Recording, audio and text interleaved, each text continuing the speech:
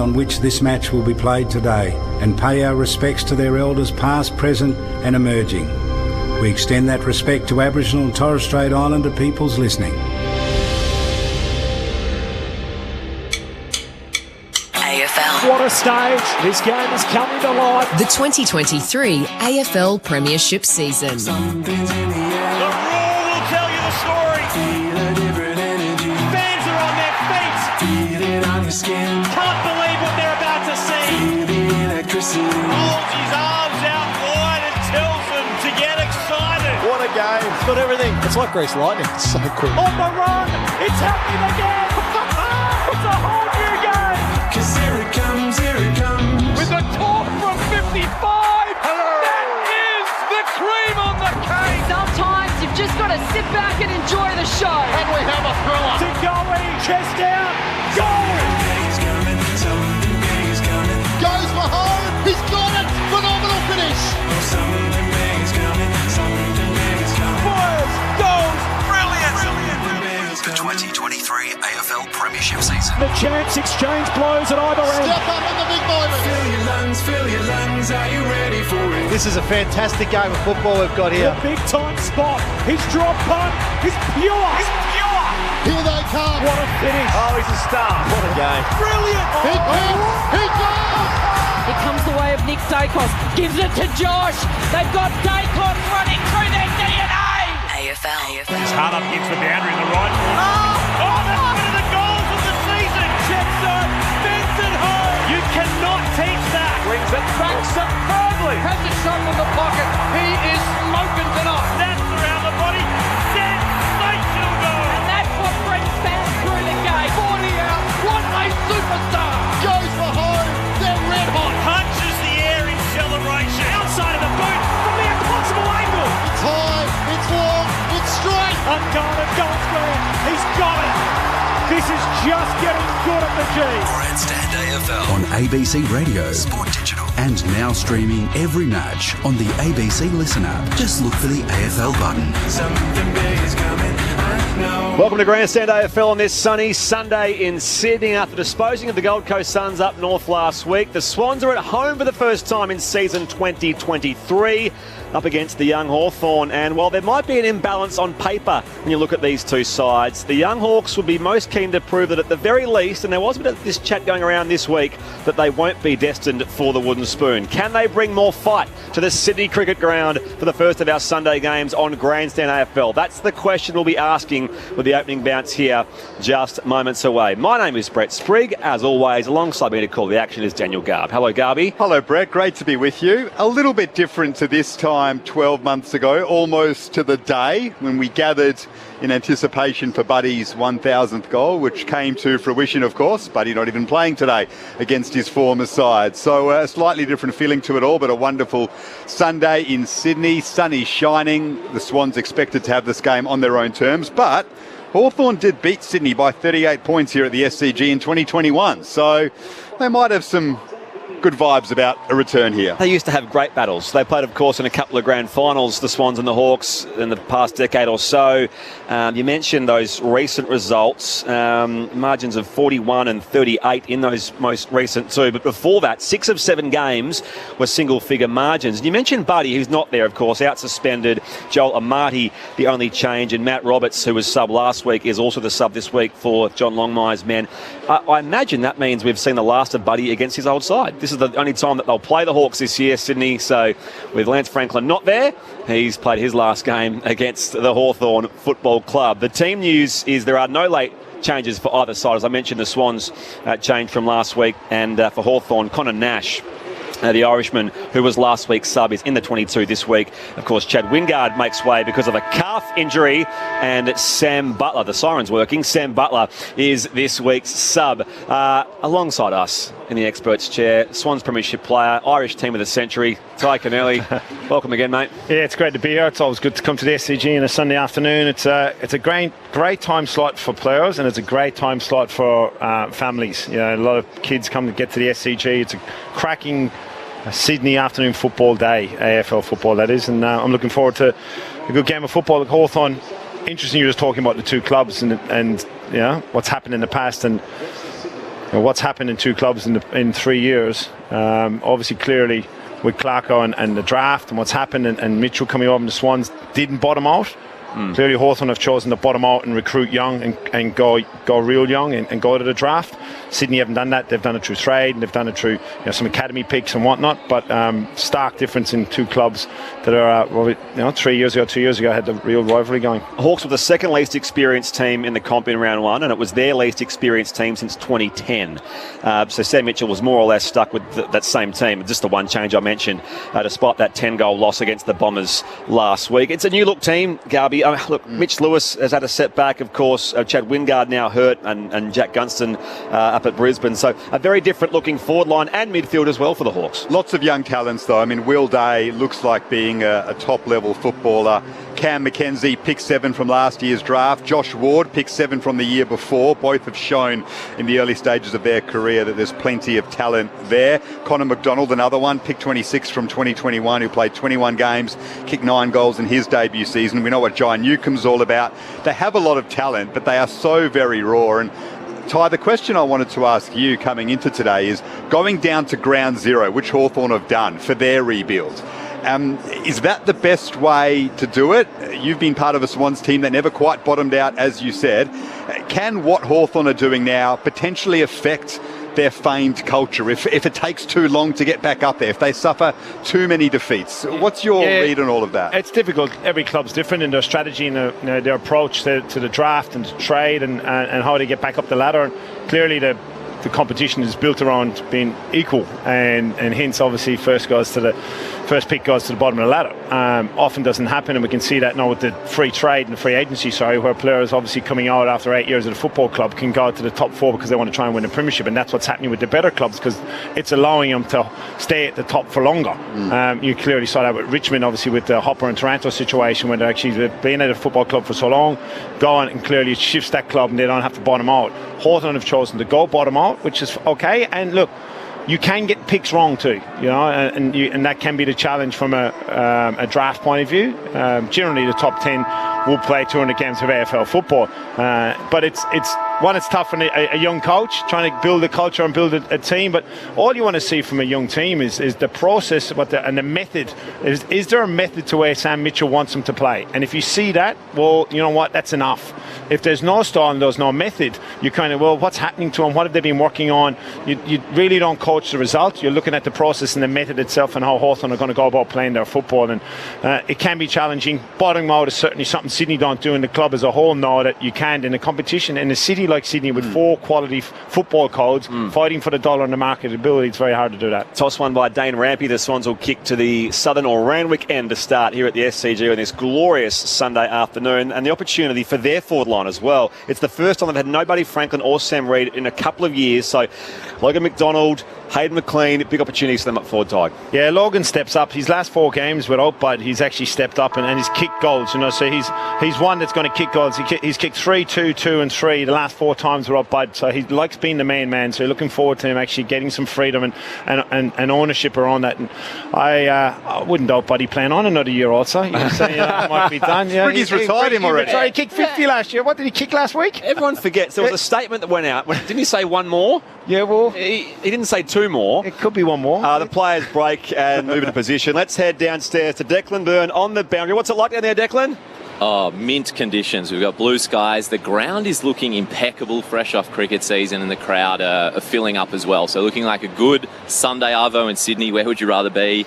The subs for the Swans, as you said, Matt Roberts, and for the Hawks, Sam Butler. We also saw a nice tribute to Barry Round pre-game. He died on Christmas Eve, aged 72, over the summer. He was, of course, the first captain of the Swans during their move to Sydney, won the Brownlow that year. But a ton of footy in the VFL and VFA. Still playing into his 40s at Williamstown, he was. And a big figure at both the Bulldogs, the Swans, and in the AFL more broadly. Let's get it going. The Swans and the Hawks on Sunday afternoon on Grandstand AFL. Here's Daniel Garb. An injury concern over Errol Goulden coming into the game, but he's starting in the centre square and the Swans win it. Warner to Goulden, who snaps Sydney inside 50, and it's marked by Joel Amati leading out on his chest. He'll kick from just outside 50. He faces the goals directly, and that is a quick start by Sydney. Yeah, nice and clean in the centre bounce. It's great hands from Isaac Heaney to Earl, who started on fire. He started the season on fire, the pre-season. He's had a great look at it. Interesting to see Joel Amati's kicking technique here. Just his 14th game of AFL football, Joel Amati in for Buddy Franklin. And kicking the opening goal of the game. The Swans take the lead with a maximum 35 seconds into the contest.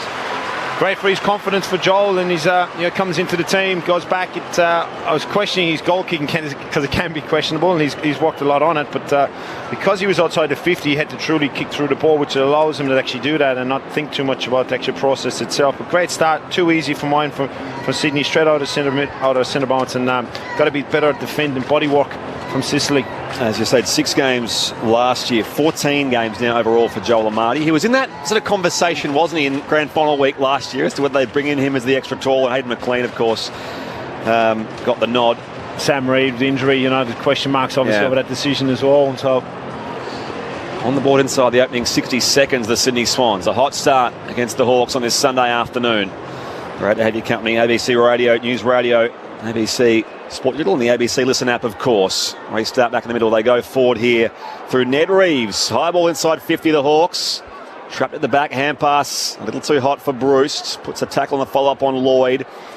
Swans defenders pile in. Goulden as well. Bruce tries again. He goes to ground. Loses the football. 48 here from Hawthorn's goal, Paddington end. Cleared away by Lloyd. Only as far here as McKenzie, who snaps a high ball right to the behind line, and it's through for a minor score. Hawthorn's first score is a behind.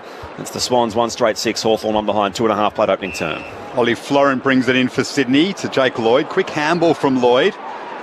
Put Blakey under some pressure, but he's able to recover, and he finds one of his co-captains in Callum Mills at right half back. Mills goes up the wing, but intercepting smartly is Big Ned Reeves. And now run down is Sicily by Cunningham. Forces the turnover and he's caught holding the ball. Harry Cunningham in a new role as a defensive forward. Catching the Hawks captain, the 38th captain of Hawthorn in James Sicily, holding the ball. Florent at half forward, he goes wider and finds Mills. Takes the pace out here. Mills does sort of hide of the hot spot here for the Swans. Coming out to me to here, a couple of Hawthorn defenders. Heaney does good crumbing. Shrugs away the tackle here of Hardwick. And the umpire will say holding the ball. So Hardwick's tackle rewarded. And Hawthorn free kick from the last line.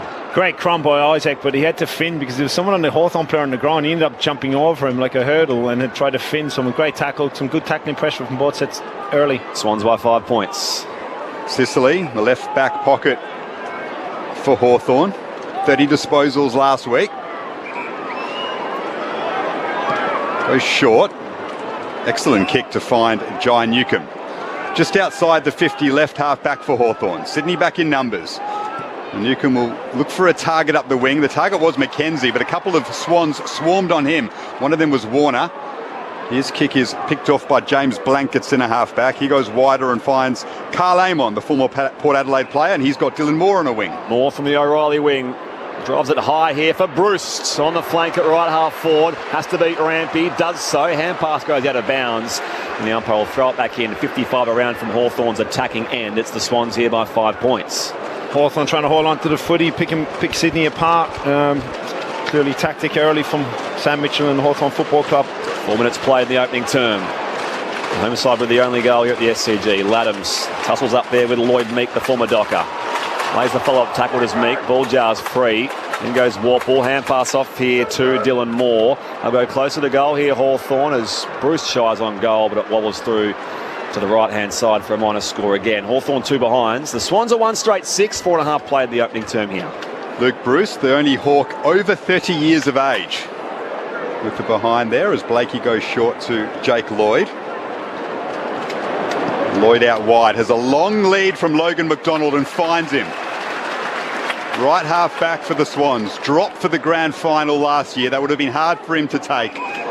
But by all reports, his attitude has been impeccable.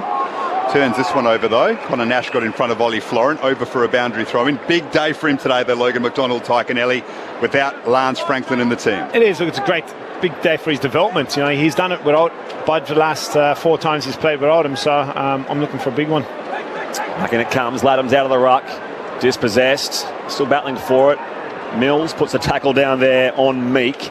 Again, it jars free, only as far as Newcomb. Into the back of him goes Parker. And the umpire will ball it up again on the wing. Still the same three captains for the Swans this year, with Mills, Parker and Rampy. And as Garvey mentioned, James Sicily, a standalone skipper at Hawthorn this year. Overrun by Parker, one by Newcomb. Hand pass here comes through Warple. Sicily upended here, goes inside 50 though with a kick. It's effective perhaps, more at the drop. Works it back to McKenzie. Adams goes to gather, he can't gather the big man. Overrun this time by Campbell. Newcomb for the Hawks, hand pass back here. It's ended up with Will Day. He's wrapped up and tackled. Now the loose ball gathered by Connor Nash. Closes from 45, sends it right across the face of goal. Sets it up here to a 3-on-1. More at the drop for the Hawks, wrapped up by Mills. The ball goes with them. The umpire will say play on here. Hawthorn can clear only as far as Parker. He was tackled by McKenzie, and now McInerney gets the hand pass away. Still under pressure Campbell for the Swans. Lloyd, and now Goulden can clear for Sydney. Finally Sydney get it out of defensive 50 up to the wing. Well done by Isaac Heaney to just control that football, and now he has Swans running free inside 50. It'll sit up for Logan McDonald, and he'll put the second on the board for Sydney. The quick break, Isaac Heaney superb in the transition. Logan McDonald converts from close range. Sydney 2 straight 12. The Hawks 2 behinds. We've gone just past the 6-minute mark in the first quarter. Great footy from both sets of teams, and Sydney's D50, it looked like Hawthorn were actually pressing really hard and pressuring. Could have got a couple of free kicks for mine, Hawthorn that is, and they're pressing the ground really high. Sydney's composure to handle that pressure and be clean by hand, and obviously Isaac's ability to win his 1v1, which allowed Logan running back towards goal. The best part of the whole lot was Isaac's kick. He actually didn't try a kick to Logan, he's tried to kick it out in front of him to goal. It's often the thing when you're teaching young fellas to kick the football, or young women to kick the ball. Kick it out in front when it's good and go towards the goals. If he keeps running towards the goals, if you try and hit to the player, it often misses him. It's like a chip and chase, yeah. Rugby or rugby league. More often than not, it sits up like that. And if it doesn't, it's going to keep running towards the goal line. Swans really 10-point lead here. Back in the middle, go Laddams. Wins it down only as far here for the Hawks, Connor Nash. And now Newcomb turns them inside out. His kick partly smothered by Rowbottom. Ends up here, though, with Moore. And now they go further towards 50 here, Hawthorn. Meek evades a tackle. He was run down by Laddams. Loose ball gathered here by Florent for the Swans, and now Stevens out in space. Off the left boot, it goes straight to Sicily on the commentary wing here at the SCG. The Sydney Swans by 10 points early. Dylan Stevens had 27 disposals last week, career high for him, but that's an early turnover. To half forward, the Hawks go. Well done by Rampy to get in front of his opponent. Back up the wing from Sydney, but Sicily was under it. Didn't take the mark. Chath is there supporting. Now Will Day cuts back on his left. And the Hawks are able to control it all the way back to Sam Frost. He got it from Josh Ward. Frost gives it back to Ward. Marks overhead just in front of the wing. Short kicking from the Hawks.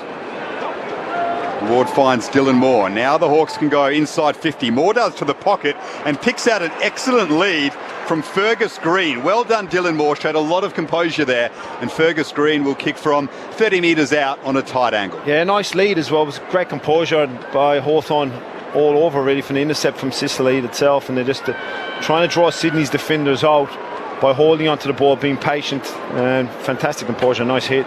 Interesting player, Fergus Green. Sorry, Ty. Picked up as a delisted free agent. Kicked 53 goals in the VFL last year.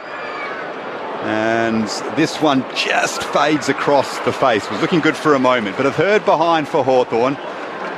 Sydney are 2 straight 12. The Hawks 3 behinds. A 9-point lead to the home side. 9 minutes gone in the first. Sydney have come out of the kick-ins a couple of times. The 3 behinds that they've had pretty easily. Here's another one. Blakey up the pipe here finds Parker. Blakey asks for the hand pass back, gets it now. Bursts off half back with a well-weighted boot. It was over the top of McLean in the end. Frost, the faster of the 2 big men, gets there for the Hawks. Overruns the ball, though. Papley here for the Swans.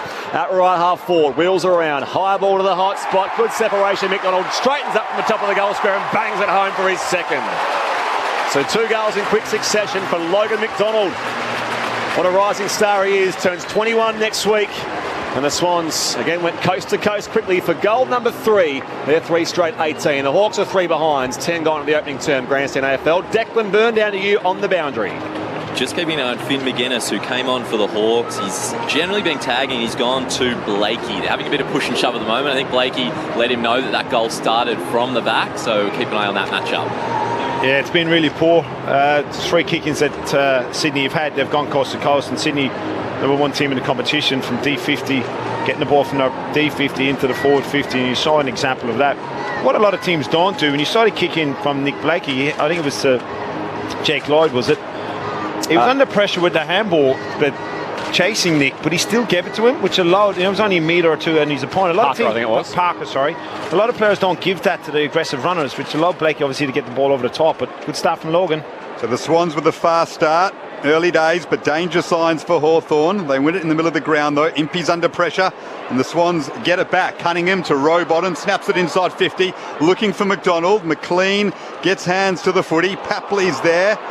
Jath's with him, and McLean tackles Jath. Will have a ball up inside 50 for Sydney. So Logan McDonald, 15 goals in 17 games last season, dropped for the grand final as we said, but 2 goals last week and 2 in the first quarter. He started season 2023 well. Here's Blake Hardwick, met solidly by McLean. Ball spills free inside 50 for the Swans. And caught there is Ward by McInerney, and he's caught holding the ball. So Justin McInerney will be able to snap one from the pocket about 20 metres out from goal after catching Josh Ward holding the ball deep in defence for Hawthorn. Yeah, it's good pressure from a winger. Generally sits outside the forward 50 in this instance. Justin actually followed the ball in. Nice pressure tackle. McInerney runs around, snaps on goal, and that one misses on the narrow side. So the first behind for Sydney, they are 3-1-19. The Hawks 3 behinds, 12 minutes gone in the first. You couldn't wish for a better start from Sydney's key position forwards, obviously, in Joel Amartey and Logan McDonald getting on the scoreboard. Sicily from the kick out only finds Paddy McCartan, who comes in to mark for the Swans. 55 out at right half forward. Oh, and he's felled here by Finn McGuinness. That should be ill discipline, and maybe the umpire's going to let it go. Yeah, McCartan got tangled up with McGuinness. He finds a shot option here in Papley. 48 out on a 45-degree angle, Tom Papley. Just a well-set team, Sydney. They're clearly well prepared. The concern obviously was after the grand final, but defensively they've been on. You can tell that a lot from a football team with their preparation in pre-season. Kicked 2 goals last week. This will test his distance, Papley. It's on target, fading to the right-hand side at the round weekend for a minor score. So the Swans now 3-2-20. Hawthorn 3 behinds, 13 gone to the opening term here on ABC Sport. And you're with Grandstand AFL. And the ball's in the hands of the Hawthorn captain in Sicily. Just needs to settle his side down. Goes long up to the wing. Florent missed it. Picked up by Warple. Has Kajitsky in support. He's mobbed though by Swans. Great pressure by Sydney so far. Connor McDonald wins it back though. Goes deep into attack. Kajitsky can't mark. McGuinness had the chance to put ball on boot and have an effort on goal, but couldn't quite connect, and the Swans can clear. Here's Papley at half back. And now Dylan Stevens with his left boot looks for Hayward at half forward. Impey worked him under the ball, but he pushed him in the back, according to the umpire. Oh, Nick Blakey's composure. He's running towards the back pocket on his left foot, and he's check-sided around the corner to his teammate Papley along the ground. Fantastic composure. McGuinness comes off with him now as well as he comes off for a break. That's Blakey. Hayward inboard to Parker. He can look for Paddy McCartan. Coming late to make the contest, Kajitsky. Still at half forward though for the Swans. Paddy McCartan puts them back inside forward 50. Outnumbered though by Hawthorn jumpers. McLean puts some contact down there on Hardwick, and Stevens shies on goal. It trickles through for a minor score. So that's now what, 3 straight behinds for the Swans. 3-3-21 to Hawthorn, 3 behinds. 14 and a half elapsed in the opening quarter here at the SCG. Jath goes short and finds Impey. Bounces in front of him though, so he has to play on. Puts a high ball out to left half back. Stevens is under it. With aim on, Stevens wins it easily. Gets the 1-2 handball from Warner. Now to McLean. McLean has a shot on goal. That'll miss narrowly, but Sydney all over Hawthorn at the moment. 3-4-22. The Hawks 3 behinds, and Ty Kennelly, this is concerning for Hawthorn fans. Yeah, they can't get it out of the D50 at the moment, Hawthorn that is, but they're losing their 1v1s easily. You know, no matter what level of competition or what level you are as a football team, you've got to have an ability to win your 1v1s if the team are kicking it to them, which they have been, but here's another example. Dicey kick here. Was trying to find McGuinness, but it's almost come off his head. Out to a contest here at ground level. Carl Amon there wins it away for the Hawks. Fellow export player at Impey on the bounce. Green couldn't gather. They pile in from all angles. Rampy hand pass off the deck. Support there with Stevens. His hand pole was chopped off. Warple goes in hard for the Hawthorn side, and the umpire ball up on the wing. So the last 5 entries have gone the way of Sydney, or 4 entries have gone the way of Sydney at the round weekend. And it's they who lead by 19 points in their first home game of the year. Laddams and Meek doing the ruck work. Laddams just works Meek under the ball. Rowbottom's there, burrowing away as he often does. Stays in, though, for Connor Nash. So he can kick the Hawks to half forward. Paddy McCartan gets a fist on it. And then when the ball falls to ground level, got some hands on it again, and it's over for a boundary throw-in. Just outside, attacking 50 for Hawthorn. Ty, the only question mark on Sydney was how would they respond after that heavy grand final defeat? Well, in the early stages of the season, they've been out to make a statement that it's not going to bother them too much. Yeah, it certainly hasn't. And I said just before, that defensively it's a key when you're looking at teams in the preparation, what's happened. Sydney've got as aggressive as any team in the competition offensively. Warple, don't argue, goes inside 50 with a kick. Rode by Fergus Green. Shrugs one opponent. Handball chopped off by Warner, his first involvement. Now Rampy to Mills. Wide back to Chad Warner, who can rebound off defensive 50 to the outer side. Donald was beaten through the air. Hawthorn pull up around it now. It's come from Cunningham to Campbell. Off the outer side of the ground. Warner shrugs the tackle of Josh Ward. Still alive here, Chad Warner. Comes back inboard now for Parker. The co-captain to Florent. Little 1-2 back to Parker. And he can switch across to the commentary side here. It sits up on the bounce for Lloyd. And they've got numbers, the Swans. Amati's on the lead. He's already kicked one. He's 60 out. Sydney players flooding inside 50. Arms up everywhere. Everyone wants the ball long. Amati will pop it up in the pocket, looking for Will Hayward, and he's marked it at the second attempt. Just juggled it to himself. Jath tried to spoil. It was an unsuccessful effort, and Will Hayward will kick from the right forward pocket, 15 metres out, tight angle.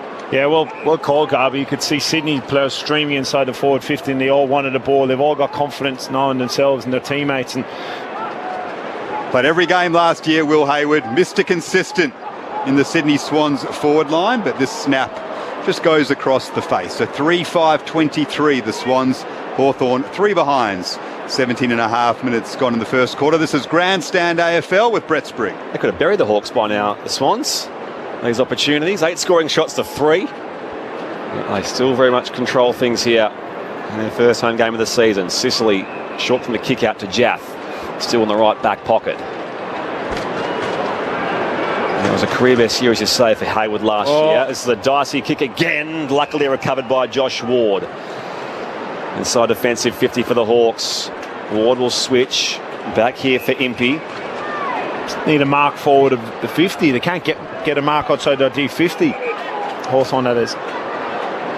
Impey plays on around Amati. Looks it back into the corridor here. And closing down late. McInerney on Warple gives away the free kick. And it's going to be Warple to have it. So inside defensive 50. So now they will eventually exit that part of the ground out to the O'Reilly wing, where it's marked by Will Day. Get some run going here for Sicily. And the skipper just holds it for a moment. Sicily up to 8 disposals, getting plenty of the footy, as he often does. Finds Cam McKenzie on the wing. Made his debut last week and looked very assured at the level. Pick 7 from last year's draft. Up to half forward he goes. Luke Bruce finds space, but then his kick goes straight into a Swan. Luke Bruce puts the tackle on McInerney, who picked up the loose ball. We'll have a ball up just outside 50 for Hawthorn, who are only on 3 behinds, with the Swans on 3-5-23. 19 minutes gone in the first quarter. Kick free by Florent, and Jath is able to mark on the wing for the Hawks. Just need to come around Sydney's defence. They're playing too straight here, Hawthorn. They need to take the ball off the line. He's going to go straight again. Jath from the outer wing sends it high inside forward 50, leaping up Fergus Green. Rove there by Ward. He's wrapped up as well. From the pocket, it's sent back inboard now as Moore can snap across his body, and at last the Hawks have their first goal. Dylan Moore gets them on the board by way of Majors. The Hawks are 1-3-9, trailing Sydney 3-5-23, margin 14 as we hit time on here in the opening term at the SCG on Grandstand AFL. A nice start to the game, Dylan, from Hawthorn's perspective. You know, he's been good with the ball in his hand, but clearly it's a good lesson from Dylan Stevens to go at the football and don't wait for it. That ball comes in aggressive positioning, from Dylan, but just didn't go at the football. And a great lesson from Dylan. In fact, Dylan Moore, that is. Which one? Dylan Stevens, Dylan Moore, yeah. I was getting confused. There's more Dylans myself. out there. Just go at the football, and nice finish from a small forward. Just seemed to be on their heels a little bit, Sydney, defensively for a moment. And at this standard, especially a player of Dylan Moore's quality, he can punish you in an instant. So the Hawks on the board, 1-3-9. The Swans 3-5-23. 20 and a half minutes gone in the first quarter on a beautiful Sunday afternoon here in Sydney. Ed Reeves palms it down to Warple. So the Hawks into attack again after kicking their first goal. Kajitsky's under it, palms it down nicely. McGuinness handball over the top. Newcomb can snap on goal. Oh, pressure, Blakey. And the pressure from Blakey affected the kick, and Newcomb missed from directly in front. Well done, Nick Blakey, a behind for the Hawks. That's what the Swans do so well. Bring it away here. Paddy McCartan to Rampy off that preferred left boot, just thumps it beyond offensive 50. Jath wants to sit up against Haywood at ground level now.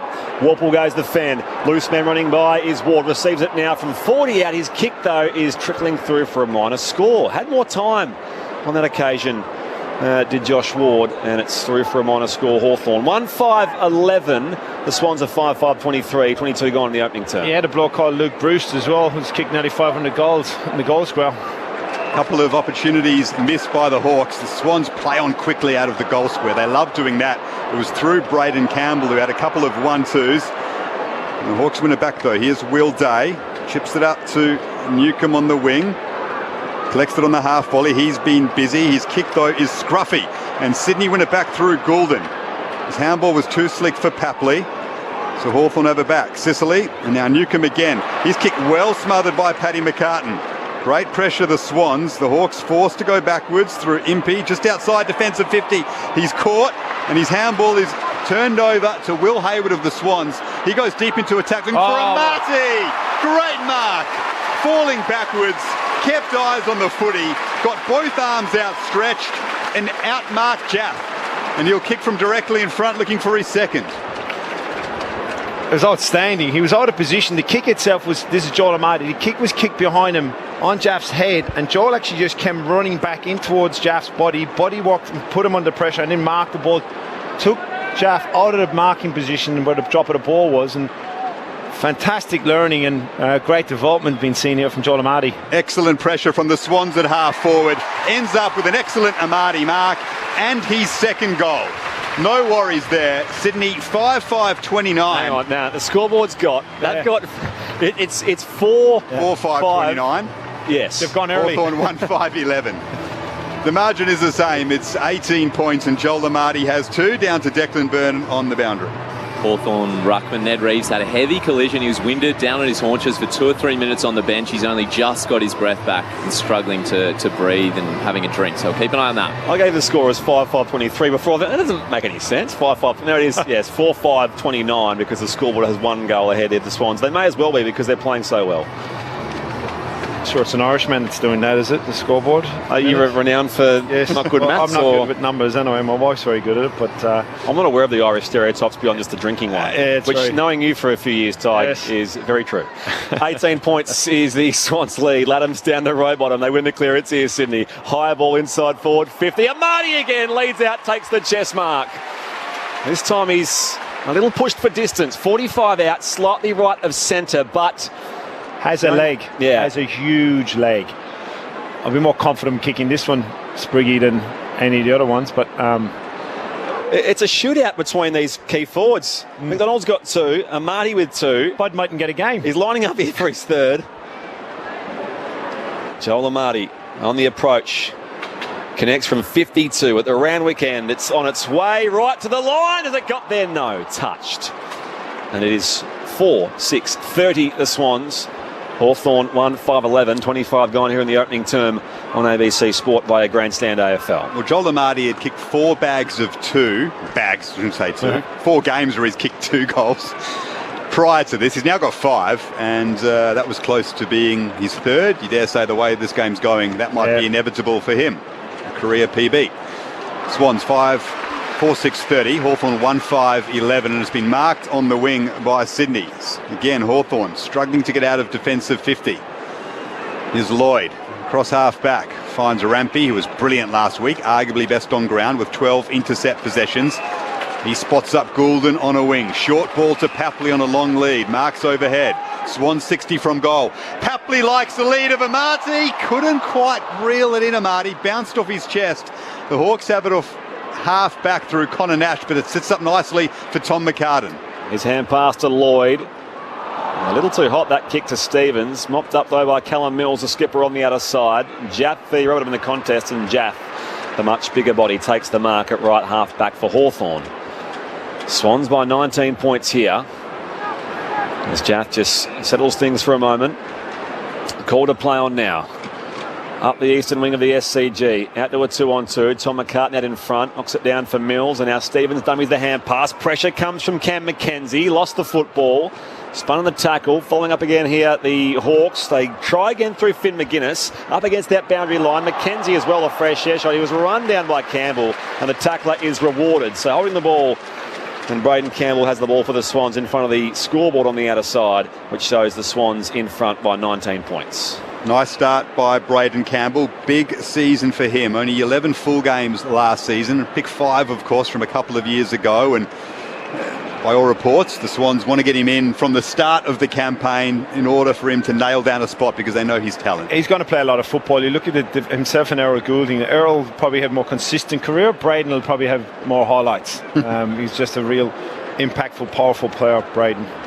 Laddams and Meek doing the ruck work. Laddams takes it cleanly off that stoppage and kicks the Swans inside 50. Amati couldn't mark. Hayden McLean's there at his feet and he's wrapped up. We'll have a ball up inside 50 for the Swans, who are 4-6-30. Hawthorn 1-5-11, 27 minutes gone in the first quarter. Clear out. Joel Amati looks so dangerous every time the ball goes near him. I think Hawthorn are going to have to make a change in that matchup. Stoppage 40 out from Swans goal. McLean out the back here looking for Hayward. Towed forward. Goulden had the arms pinned. Good tackle that was effective by Amon. At the drop here for the Hawks. Kajitsky's hand pass over the back. Picked off again by the Swans, though. Goulden hand pass wide now for Lloyd. Delivers inside 50. Amati in the pocket. Slides into mark. Low to his left. He takes it 45 out on a tough angle here on the right-hand side in the pocket. We'll set it up here, Amati.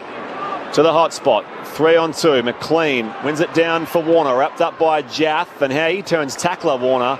This time on the much bigger body. Down there, and will ball it up as Nash gets to his feet. Stoppage inside 50 here for the Swans again, who lead by 19. Free kick to Hawthorn, so that relieves some pressure for them momentarily against Hayden McLean for holding Lloyd Meek at that stoppage. Hawks 20 metres out from their defensive goal. Lloyd Meek, who switched to Hawthorn from Freo at the end of the season, goes out to the wing with the hands of Laddams. Picked up by Kajitsky. Connor McDonald is there. Another free kick to Hawthorn, though. McKenzie wanted to play on. Kajitsky back on his feet. It's the handball to Impey. He gives it back to Kajitsky. Not sure that did much good for Hawthorn's ball movement. High ball inside 50 off the hands of Paddy McCartan. Rampy's there. Couldn't collect cleanly. Lloyd does. McCartan gives the handball while slipping to Parker, but the Swans have a lot of time. Here's Dylan Stevens at half-back. He rebounds with a kick out to the outer wing. Running in there, Sam Frost through his fingertips. Hayward out the back there for the Swans. On the half volley, Auckland pick up right on the quarter-time siren. That brings an end to proceedings here for a first term which ran 28 minutes and 50 seconds. The Sydney Swans lead 4-6-30 to Hawthorn 1-5-11. The goal kickers, well... McDonald has 2 for the Swans and Joel Amati has the other 2. Meanwhile, for Hawthorn, the only major came through Dylan Moore. As I say, had opportunities in that first term, but 1-5-11 trails 4-6-30 after the opening quarter here at the SCG. But if you're listening on ABC Radio, News Radio, ABC Sport Digital and the ABC Listen app, you're listening to Grandstand AFL. ABC Listen. So tell me, what's the question that people ask the most on the Dr. Karl podcast? Everything in the entire universe, from hematology to biology to geology. Was there really a Big Bang? What happens when I have dark urine in the toilet? And finally, why is the sky blue? But mainly just farts. Lots of farts. Dr. Karl and Dr. Lucy have all the answers on the Dr. Karl podcast. Find it on the ABC Listen app. Grandstand AFL. AFL. Now streaming every match on the ABC Listen app. Look for the AFL button.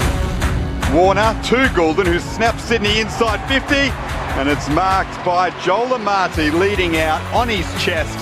It's his 14th game of AFL football. Joel Amati in for Buddy Franklin.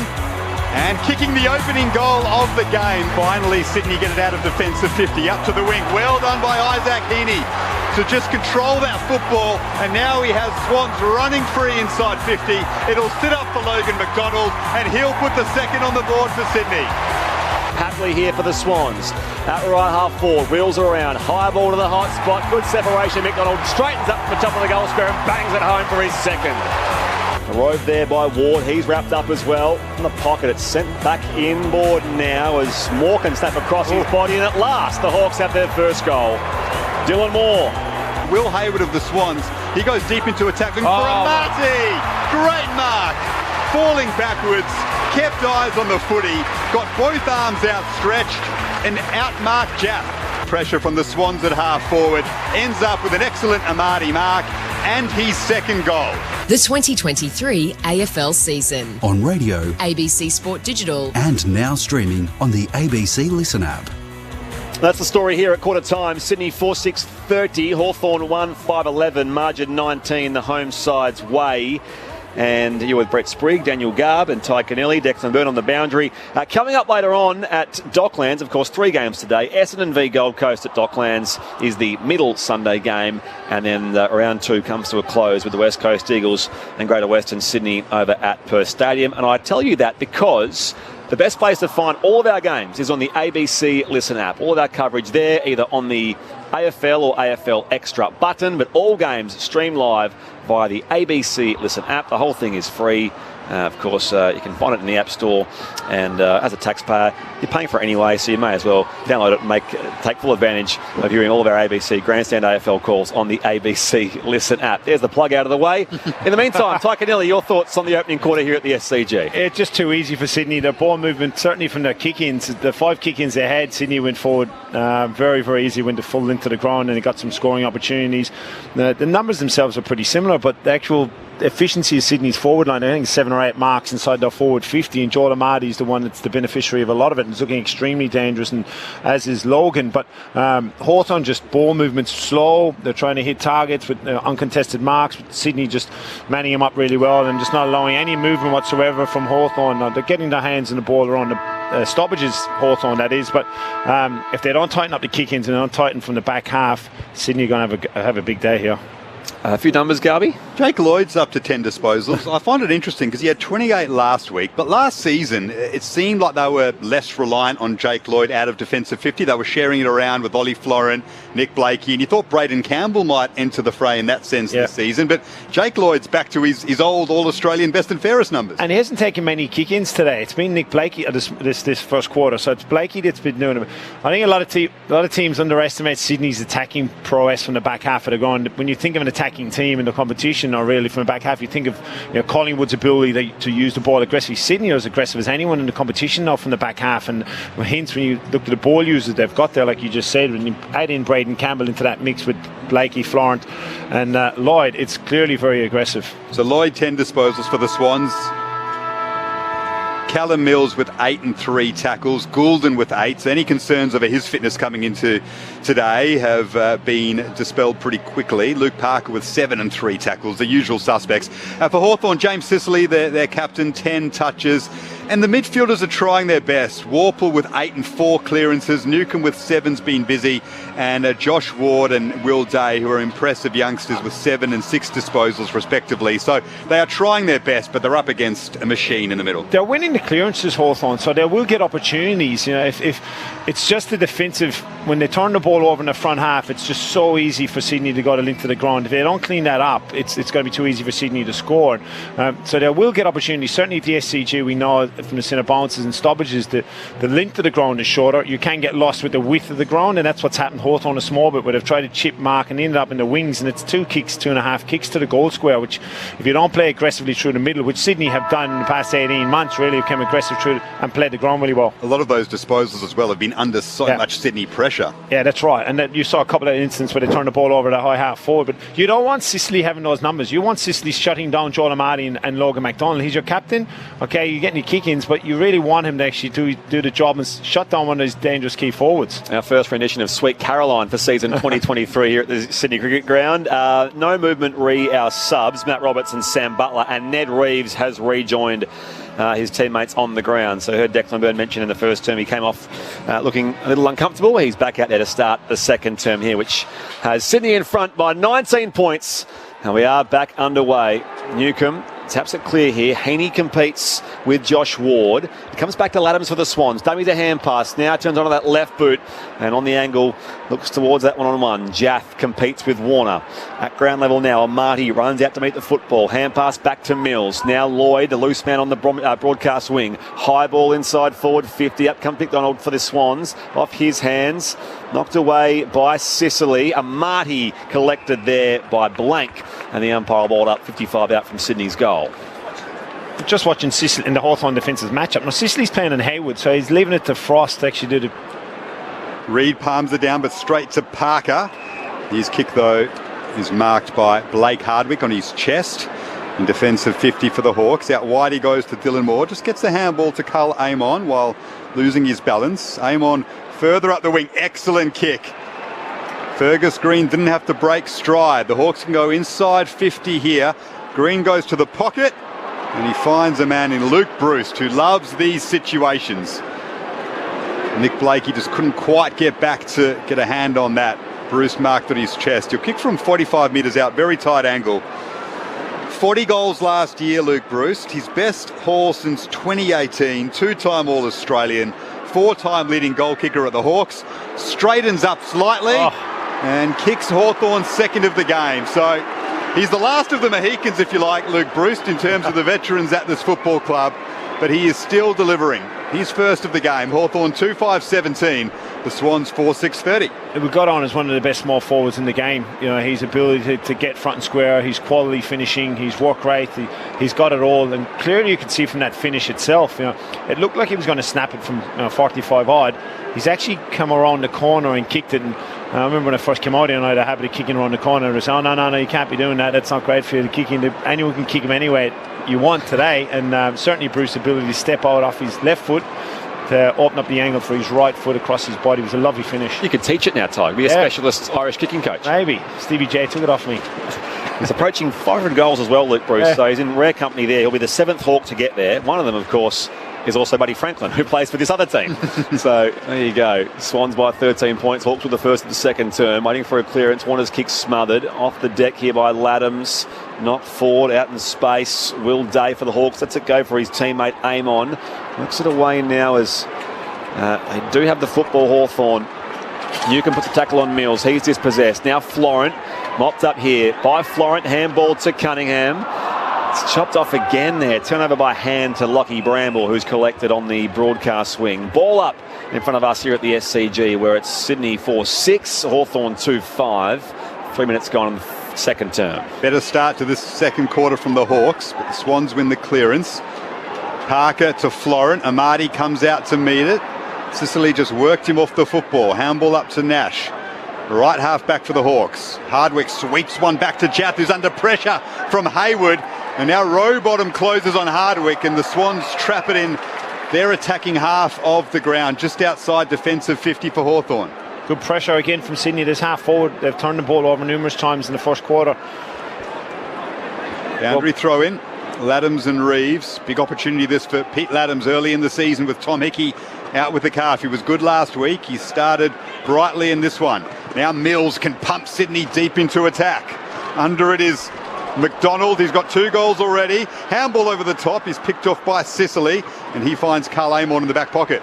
Amon tight for space, but evades the pressure, and he can kick to find his teammate on the outer side. And the SCG, Hawthorn get it moving here through McDonald. Comes up the outer side. Polling from all angles. Tom McCartan collected. John Newcomb gathers. Back here for Will Day.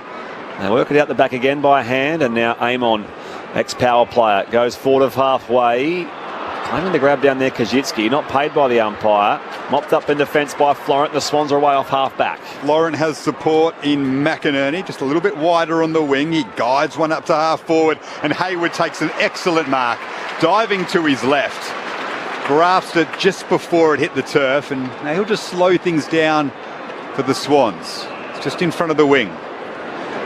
Happy to possess the football here at Sydney. Hayward goes to Campbell. He'll switch it to just in front of centre half back and Rampy. Now they've got players out wide on the wing.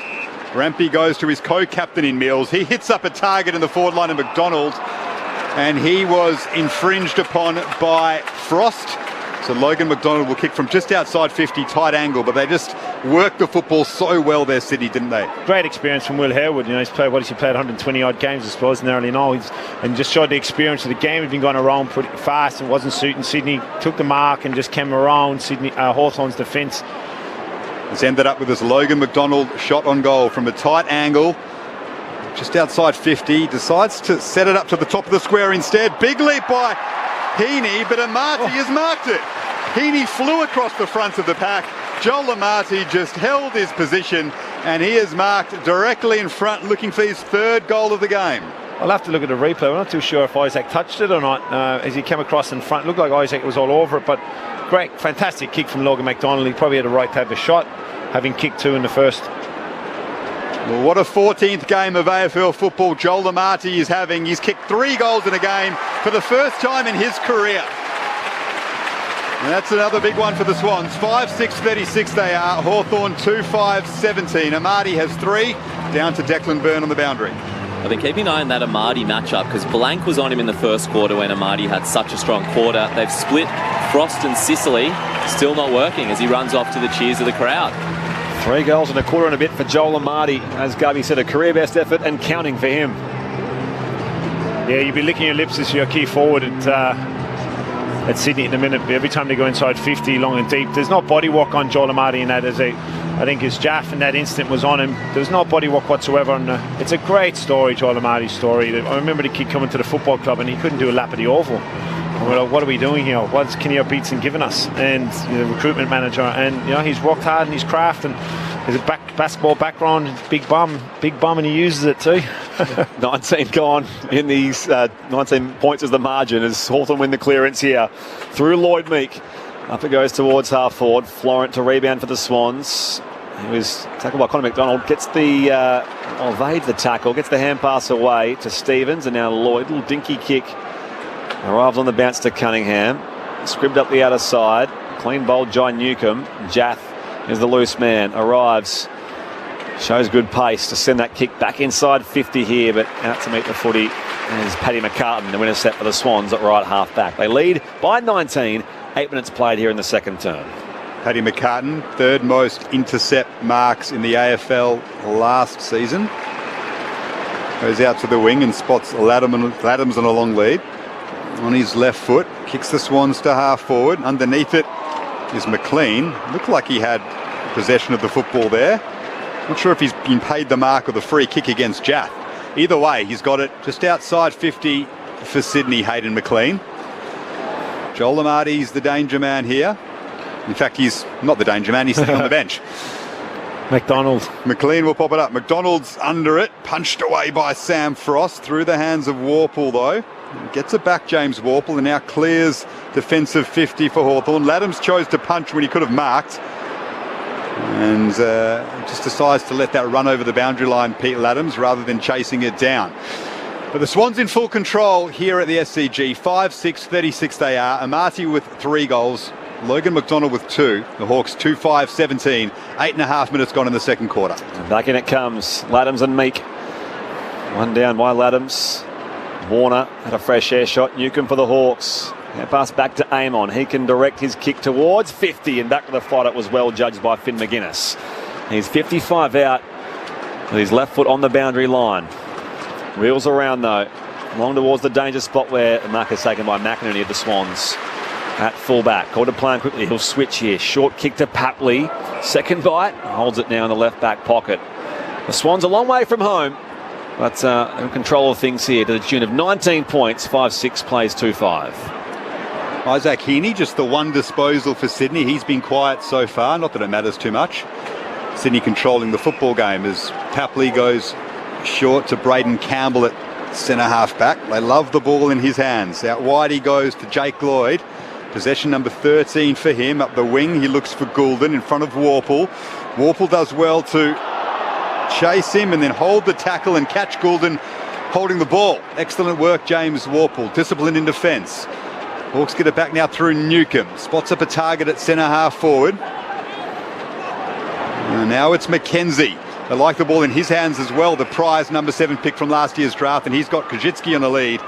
He spots up a target 15 metres further forward in Connor McDonald, and he'll shoot from 45 metres out in a slight angle. Yeah, outstanding walk from Warple. I was looking at Errol Goulding's ability to spread and actually open the other side of the ground, and you see the grass as a winger, as a midfielder, and Warple by all means didn't have to keep going with him, but he did, and he you know, that's going to be a highlight for this football team for Hawthorn on Monday if they kick this goal, because it was a great defensive transition, allowed Hawthorn to turn the ball over and get a chance here. So Connor McDonald, pick 26 from the 2021 draft, 21 games and 9 goals in his debut season. This one just fades out to the right through for a behind. The Hawks are 2-6-18. The Swans 5-6-36. 11 minutes gone in the second quarter. Blakey wastes no time. Kicks out to Paddy McCartan. Sends it beyond defensive. 50 out in space. Hayward. Can they go coast to coast again? Here's Sydney. Hayward just holds it for a moment. And a career best year last year, Will Hayward. He's got a big hoof as well. Up the outer side. Back in the hole. Meek couldn't pull the second bite down, and now it's a free kick for a high tackle. It was McLean that time on Warple, and a free kick for the Hawks. He retreats here, back inside 50, defensive 50 for Sicily. Now Hardwick under pressure from Logan McDonald. It goes right across the face of goal where it's marked by Blank from the right back pocket. Plays on around Mills.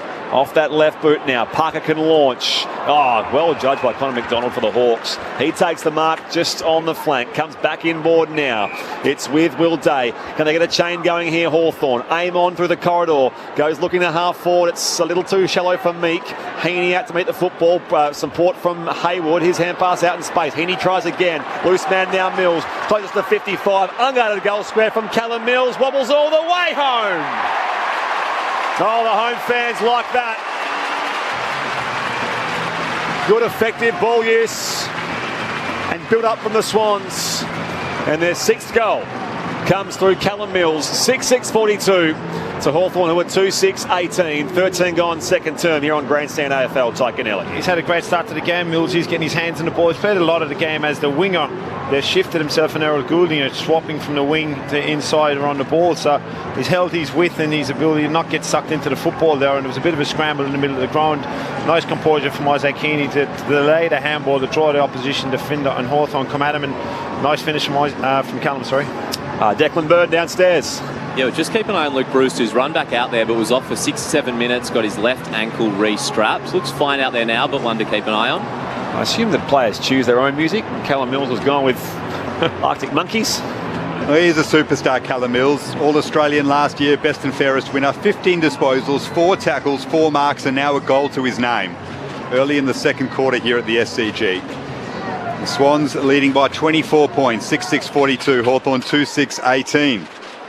Warner with the tackle in the middle, picked up by Will Day. Handball backwards to Warple, tries to break free of Rowbottom. It's a free kick though to the Hawks. Will Day will take it. Kicks on his left. It's up and under though, over the head of Braden Campbell. Florent tracks it back. McCartan's with him. Now Campbell finds some space. Right half back for Sydney. Goes long with that penetrating left boot up to the wing. Well done by McDonald to win front position. Couldn't mark it though. And Bramble and Hayward get tangled up, and we'll have a ball up on the logo on the outer side on what is a beautiful Sunday in Sydney, and a very healthy crowd packed in here at the SCG. Swans with a game high 24-point lead. Up it goes. Stevens knocks it out to Campbell. The Swans can clear. Good shepherd as well from Campbell that time on Josh Ward.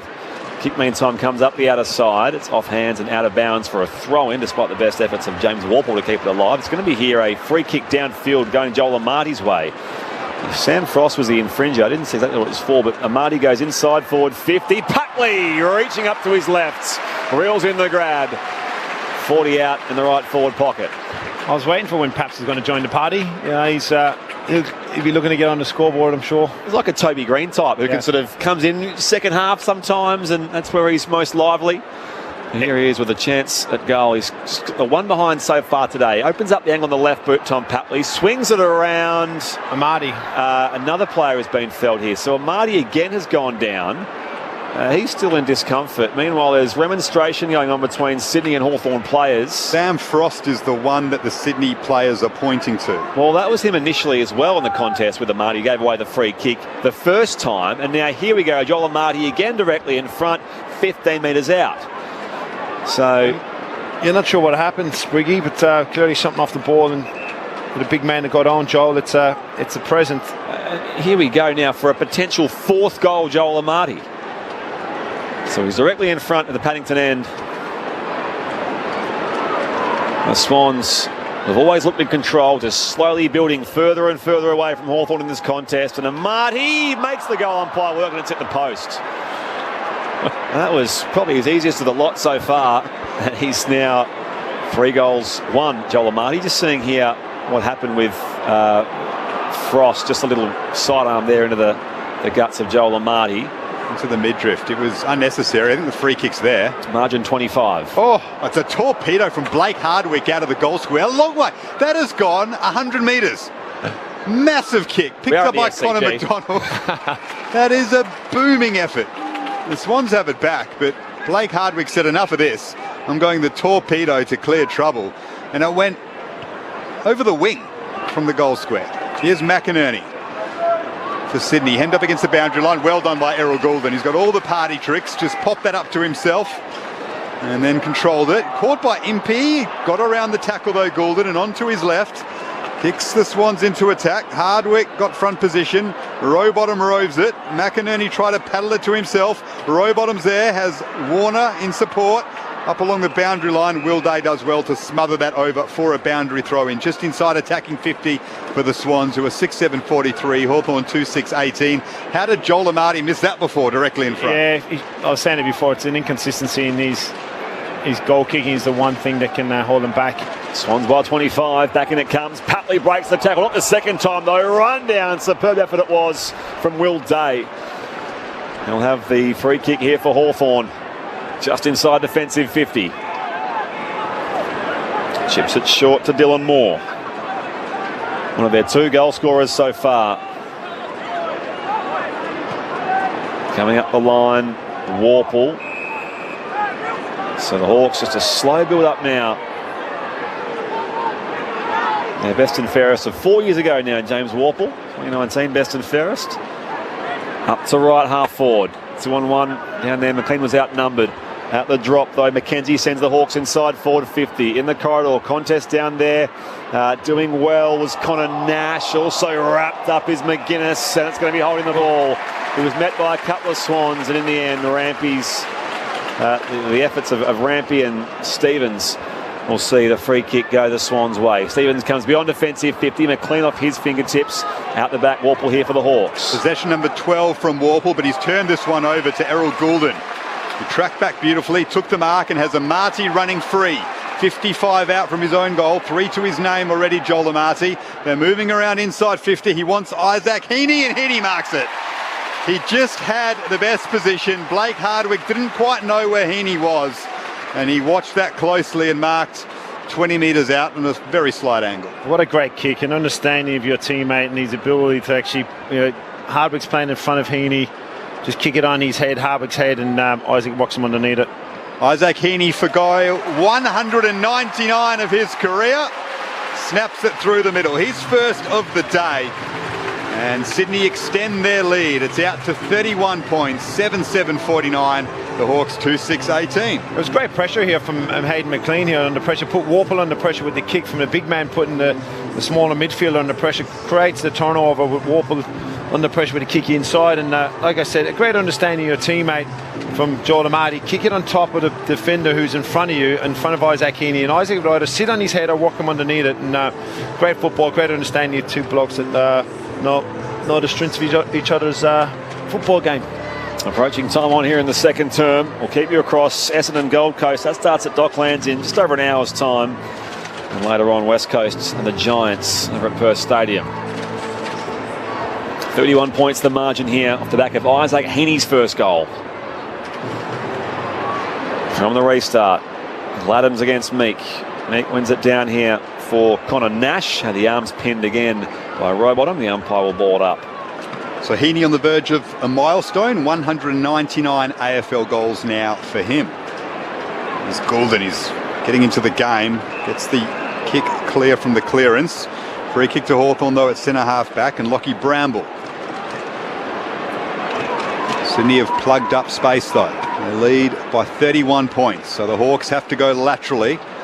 Bramble finds Hardwick, who kicked 2 goals last week, Blake Hardwick. Unusual for him in the bright blue boots that he's wearing today to kick a couple, but now firmly entrenched at half-back. He goes short to Sicily. Possession number 14 coming up for the Hawthorn skipper. 30 touches last week. Sicily sends it long across the defensive goal mouth. Amon and his new club comes beyond defensive 50 now, and Bruce marks, he drops the mark on the wing, and it goes out of bounds for a throw-in. Well, there you go. That sums up Hawthorn's day so far. Simple chest mark dropped by Luke Bruce, and the result is a stoppage on the O'Reilly wing here at the SCG. That's deflating, isn't it? Yeah, you don't see that a whole lot from one of your leaders, and I think he was spooked this morning by the boundary. Right through the old breadbasket, Luke Bruce. Back in it comes, umpire wastes no time. Reeves, McKenzie, Bramble, and now Nash runs straight to Gilden, holding the ball. Swans with it. Middle of the SCG. Starting to get going now a bit, Errol. Goulden sends the kick short though for Mills. He's 65 from goal. Blake Hardwick would get the distance, I reckon, from here. Mills, though, goes in the 45 to Campbell. Campbell spills the mark here. Pressure, no, he's paid on the second and third bite. He is paid the mark, 65 out here at left half forward. He could probably make the distance here, Braden. A local lad from Pennant Hills out of their academy. Campbell drives it long, top of the square. At the back of Marty had 2 to beat. At the drop, Connor Nash here can clear for the Hawks. It's a high ball that's going to land around defensive 50 for Hawthorn. And the free kick going the way of the Hawks, so they can breathe a sigh of relief. Advantage is paid. Up the wing they go. The kick comes inboard. Fergus Green tries to control it to himself. Mills is with him. Green does well to get the hands free there. Newcomb paddles it forward. Good tackle from Dylan Moore on Braden Campbell. Meek's trying to get hands on it, the bigger ruckman. But Moore and Meek fall on McCartan and Campbell, and we'll have a ball up just in front of the interchange gate. Swans lead by 31 points. Walpole comes back on the ground, so does Tom McCartan. And it's a free kick to the Swans against Ned Reeves. Laddams fell in the ruck contest, and the free kick was given. So Laddams feigned the handball and now plays on. He's ragdolled by Reeves on that occasion. He goes inside 50 here. It's dropped by Jath in defence. Goulden hand pass off the deck. McLean now for the Swans. Finds a Marty back in the corridor. And he marks uncontested 45 out directly in front. Yeah, nice football. I'm just watching Errol Goulding the last few minutes. It's his work rate and his ability to read the play, and he's getting his hands in the ball and having a big impact in this game. So Joel Amati. A bit more comfortable here, Spriggy, I think, the big fella. I'm going to say, he missed from directly in front. 15 out. A second to go for his 4th opportunity. Here he is lining up for goal number 4. Joel Amati, 3 goals, 1 today to extend Sydney's lead. On the approach, connects from 50, straight and true. Oh, the Amati party kicks into second gear. He's got 4. And the Swans are out to a 37-point break as we approach half-time. 8-7-55, Hawthorn 2-6-18 here on Grandstand AFL. Yeah, it's just reward for Sydney. You know, they've had 15 inside 50s, I think, this quarter thus far to Hawthorn's 5, so it's a clear domination of football, and the game's played in the front half. And a nice finish from a bloke that's roaring with confidence right now, and just looking in the big screen with Sam Mitchell's scratching his head and Why would you be a coach? Well, he's probably asking about the Jath drop mark at centre-half back. We know the talent that Jath's got running out of defence, but maybe that's an area of his game sitting under the footy that he needs to improve. He dropped a sitter, and against a Sydney Swans team of this quality, they will make you pay. So the Amati party, as Brett Sprigg called it on ABC Grandstand, is well and truly in full swing. 4 goals to his name. Swans lead by 37 points, late stages of the second quarter. And they're going through the centre of the SCG again, deep into attack, long kick. Sam Frost is under it though, marks in the back pocket for the Hawks. Goes short, does Frost. Finds Bramble. He's put a teammate under pressure though. Well done though by Jarman Impey to mark with 3 Swans gaining on him. He's called to play on though. Rowbottom was right with him, and the Swans could try win it back here at centre half forward. That was harsh on Jarman Impey. Bramble though is able to get hands on the footy and spot a teammate in Sicily. He goes up the wing looking for Dylan Moore, and he marks under pressure from Nick Blakey. In fact, he was deemed to have juggled it over the boundary line, so it'll be a boundary throw-in. I thought Dylan Moore might have controlled that. Umpire says no. So 25 minutes gone in the second quarter. Boundary throw-in just behind the wing. Great closing speed from Nick Blakey. Didn't give up on it. Sydney Swans by 37 points. Umpire heaves it back in here. Out in space, Warple under pressure from Goulden, dropped the football. Gathered by Day. Off to Impey, and now they can clear through Newcombe, the Hawks. Up to half forward. Kajitsky in the contest with Tom McCartan. In some support there for Hawthorn. Coming through Finn McGuinness. Another tackle laid here, it's holding the ball. Rampy, in fact, Goulden it was, under pressure from Will Day, the tackler, who wins the free kick here for Hawthorn, just forward of the Western wing. 8-7 plays 2-6. The Swans here by 37 points. 26 gone second term. Will Day looks for a lead of Cull Amon. Centre half forward, he couldn't take the mark, and now the Swans dash out of defence. McInerney, Tahini, numbers everywhere. It's been the story of the game so far. It sits up for Goulden. He's got options though. One of them is one of his partners in crime in Chad Warner, and yep, that's where he goes. Warner at left half forward. Handball to Luke Parker, snaps it into attack. Amati's underneath it, off hands. Blank looks for Bramble, he has it in the pocket. There's a bounce, Lockie Bramble. Up the wing he goes looking for Will Day, and Day will mark. He's been excellent so far for Hawthorn. His 13th possession coming up, and he's got 4 tackles to his name as well. Dylan Moore, the 1-2 with Kajitsky. On the wing, Dylan Moore gets on his left, but Goulden does well to get in front of McKenzie. Went through Goulden though, so McKenzie picked it up. His kick is not exactly as far as he wanted it to go. Gets it back now, back to Moore. He pokes it forward looking for Kajitsky.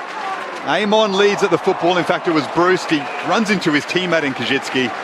And the ball's gone over for a boundary throw in just inside 50 for the Hawks, and it's scrappy every time they go forward. Yeah, average passage of play from both sets of teams down. And Tommy McCartan's coming off. I'm not too sure if he's all right. Keep an eye on him. Declan Byrne downstairs. 37 points is the margin here as we approach half-time. Chucked back in by the umpire. Reeves and Laddams.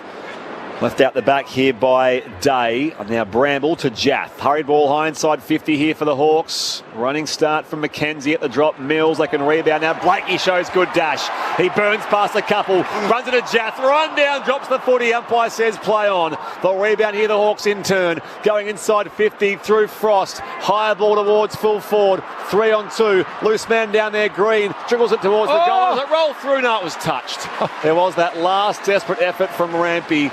It came off his leg and goes through for a minor score. So it's 8-7-55 Sydney. Hawthorn 2-7-19. 28 gone second term. ABC Sport. You're listening to Grandstand AFL. Jake Lloyd marks just in front of his own goal square and just gestures to his teammates to slow things down after a frantic few minutes. They enjoy a 6-goal lead. So plenty of time for them to be patient as Florent goes up to Joel Amati on a long lead on the wing, and it's fitting that the ball is in Joel Amati's hands as the halftime siren goes, because he's got 4 goals to his name. He's been the story of the game so far. Sydney are 8-7-55, doing it easily over the Hawks at the SCG, who are 2-7-19, down to Declan Byrne on the boundary.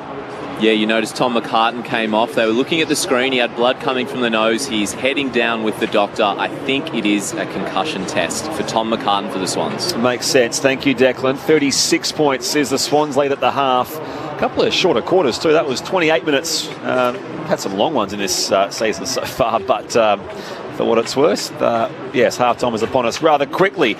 Goal kickers in this game so far. Joel Amati has 4 goals for the Swans. Logan McDonald has 2 for the Sydney Swans, and singles also to Isaac Heaney and to Callum Mills. Those are their 8 goals, while Dylan Moore and Luke Bruce have the singles here for Hawthorn. Swans by 36.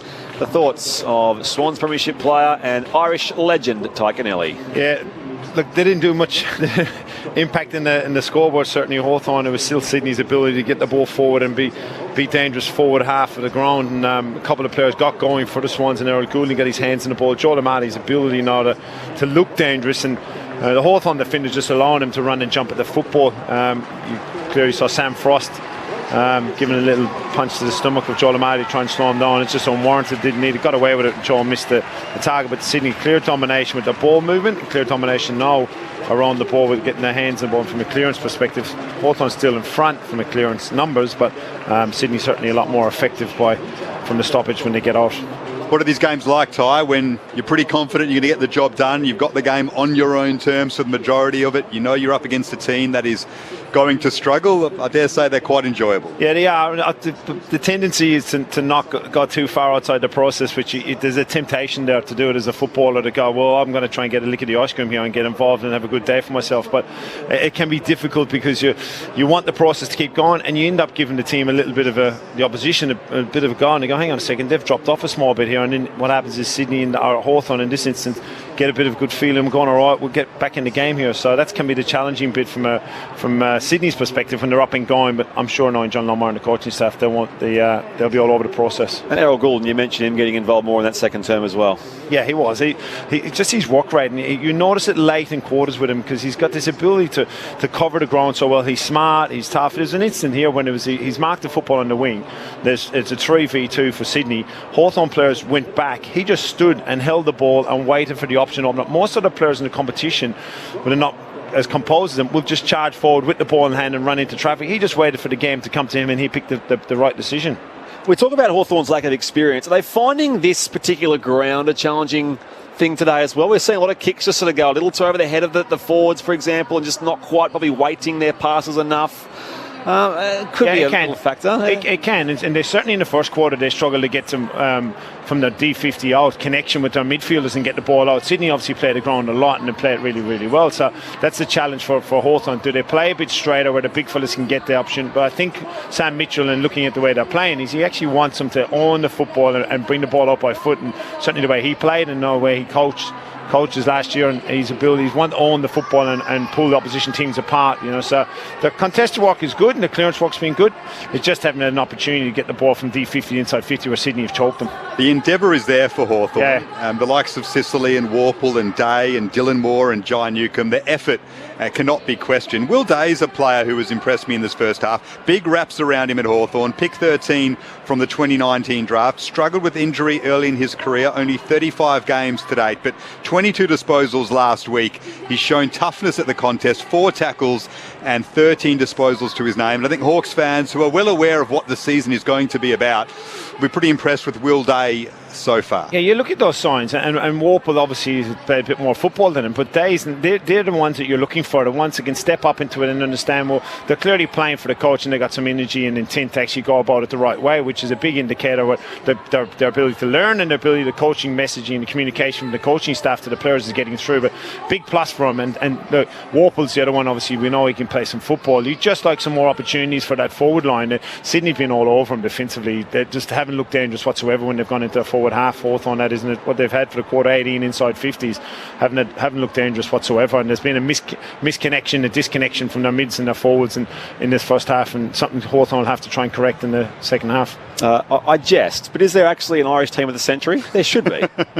Well, I should be captain. There is. But there's like Jimmy Steins, thank you very much. I'd be happy to be vice to Jimmy. I think there's an Italian team of the century in the VFL, AFL. So we're not far away. We'll have to get onto it. We've got enough players now. Yeah, that's right. You'd be in there. I'd say at least in the top 3 or 4 now. Zach Tui's coming up there. Please, come on. Zach hasn't won both. Only won North Ireland, that is. The margin was as high as 37 in that second term. It's 36 points. A 6-goal lead the Swans' way at half-time. 8-7-55 plays Hawthorn 2-7-9. 19 will keep you across Essendon Gold Coast. Starts in about an hour's time at Docklands. Coverage underway there, of course. You can find that on the ABC Listen app, as well as the final game of the round, West Coast and the GWS Giants coming your way from Perth Stadium as well. Time for us to pause and head to the ABC Newsroom.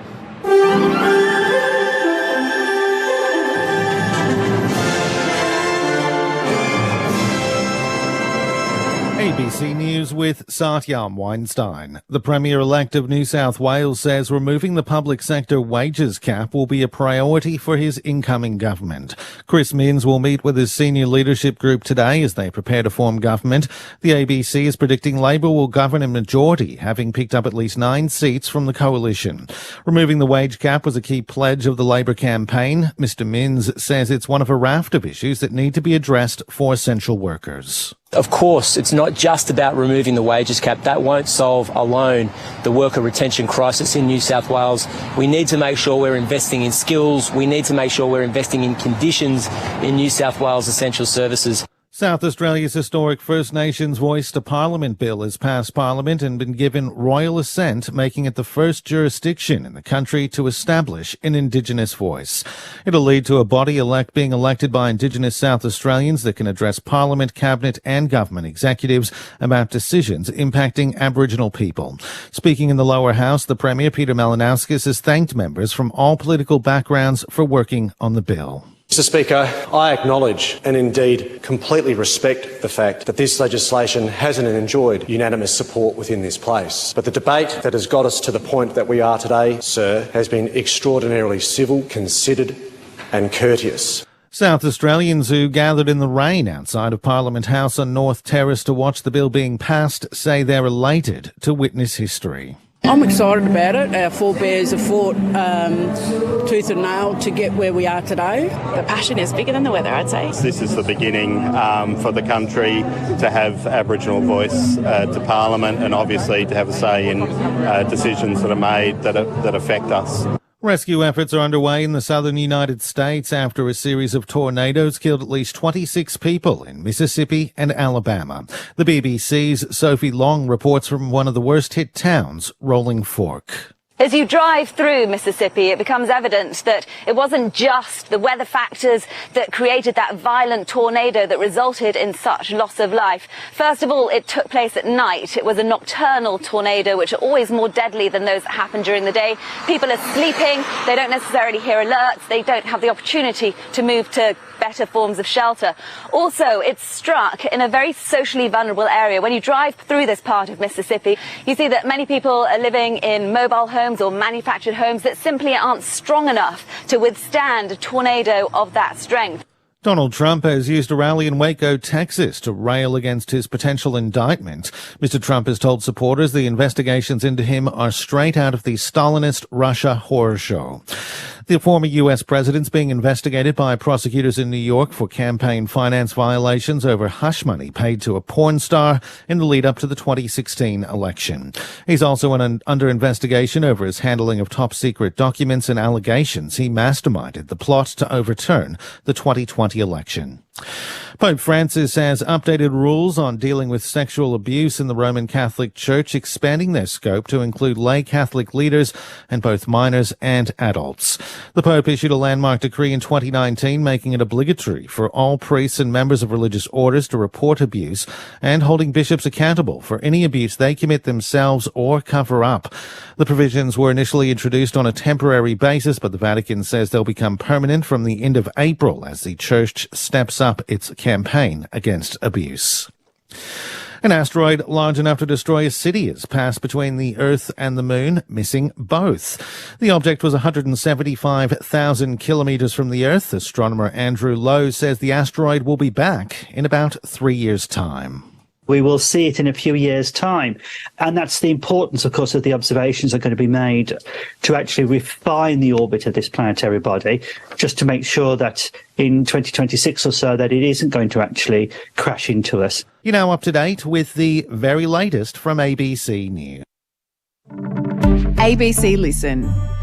So, what's the craziest question you've ever been asked on the Dr. Carl podcast? Well, Triple J listeners are pretty imaginative, so we've been asked questions like, why do men have nipples? And what happens if you shoot a gun in space? And how do trees talk to each other? The answer, of course, is the Wood Wide Web. Carl. Dr. Carl and Dr. Lucy have all the answers on the Dr. Carl podcast. Find it on the ABC Listen app. Grandstand AFL. Now streaming every match on the ABC Listen app. Look for the AFL button. The Hawks can go inside 50 here. Green goes to the pocket and he finds a man in Luke Bruce who loves these situations. Straightens up slightly and kicks Hawthorn second of the game. Heaney tries again. Loose man now Mills. Closes to 55. Unguarded goal square from Callum Mills. Wobbles all the way home. Oh, the home fans like that. 3 to his name already, Joel Amati. They're moving around inside 50. He wants Isaac Heaney, and Heaney marks it. He just had the best position. Blake Hardwick didn't quite know where Heaney was. Isaac Heaney, for 199 of his career, snaps it through the middle. His first of the day. Gordon hand pass off the deck. McLean now for the Swans. Finds a Marty back in the corridor. And he marks uncontested 45 out directly in front. On the approach, connects from 50, straight and true. Oh, the Amati party kicks into second gear. He's got 4. The 2023 AFL season. On radio, ABC Sport Digital. and now streaming on the ABC Listen app. The first half along to the Sydney Swans here at the Sydney Cricket Ground. 8-7-55. The home side leads Hawthorn 2-7-19. You're with Brett Sprigg, Daniel Garb, Ty Kennelly and Declan Byrne. Quickly around the grounds with the second half still a few moments away. National Rugby League, first of 3 games today in Auckland. The Bulldogs 8 lead the Warriors 0. Across in the Super Rugby, Auckland Blues 18, Western Force 5 at halftime there. Super Netball second quarter. The West Coast Fever 25 lead the Giants 23, and by the way, those two sides will also meet the Giants and West Coast in the AFL to close round 2 at Perth Stadium later on. Before that, Essendon Gold Coast at Docklands is coming up. You'll be able to hear that. Well, regular updates we'll give you here as part of this coverage, of course, but all games in full this year, as you probably heard, are on the ABC Listen app. Just go to the App Store, find it, and find the AFL and AFL Extra buttons for wall-to-wall AFL coverage across season 2023. In the meantime, though, we're on ABC Radio, News Radio, and ABC Sport Digital as well. Now, Ty Kennelly, sorry to interrupt, it's lunchtime, I know, but your young fellas out there in the Oz kick, how are we going? How are we tracking? Yeah, he loves it. He's had about 25 handball receives. He's running off half-back. He's flying, kick free. He's playing forward, isn't he? Yeah, no, but just he's loving it. He loves his footy. It's great interest. It's great, lots of fun, and it's great for the kids that just he wants to play an opportunity to play at the SCG. He loves it. Has he picked up some of Dad's talent? Doesn't listen to me. Can you see it there? Doesn't listen to me whatsoever. It's great. Our next door neighbour is 14, and Max, his name is, and Jake won't listen to me, so to teach him how to kick. So I taught the 14-year-old how to kick. So he goes over and Jakey, look, Max is here. He wants to teach you how to kick the football. So no, it's great. And he just kicked the goal. There you go. There we go. Big boy, Jakey. Where's the celebration? He's starting to get into Ronaldo. Right. The World Cup was big. He loves his Ronaldo. So, and he was. I was looking for a Ronaldo top. It's become a Jake Kennelly show, this, but he's looking for a Ronaldo top for Christmas, and I couldn't find one, so I had to buy him a Man United top with Ronaldo on the top. Garby's no fan of that. Well, the few of you guys have kids at Maroubra? Maroubra Saints. There's a few of us. So who's down there? Reg Grundy, Heath James, Lee Brockman, Craig Bolton. So it's great, last year there was 3 of us playing the one team, so and there's this, volunteer coach, and we're on the sideline from the 7s. There's heckling going. It'd be intimidating if you're the coach and you've got these AFL stars as dads on the boundary. just another team, boys. Not really. Anyway, it's great, and it shows the impact the Swans have had and football's having in the eastern suburbs of Sydney, and certainly Sydney itself. That club is huge. It's growing, and numbers are growing. I look forward to my young bloke getting around there at some. We're still a few years away. I want to ask you about Barry Round, because there was a tribute before the game. The number 25 is sitting on the bench. The 25 Guernsey sitting on the bench throughout the game was a nice tribute. Of course, I mentioned he was the Swans' first captain in Sydney. He won the Brownlow that year in 81. He played a lot of footy across, as I say, the VFL and the VFA. He began his career at the Bulldogs. But the impact that some of those past players have, Tiger, this club does it really well.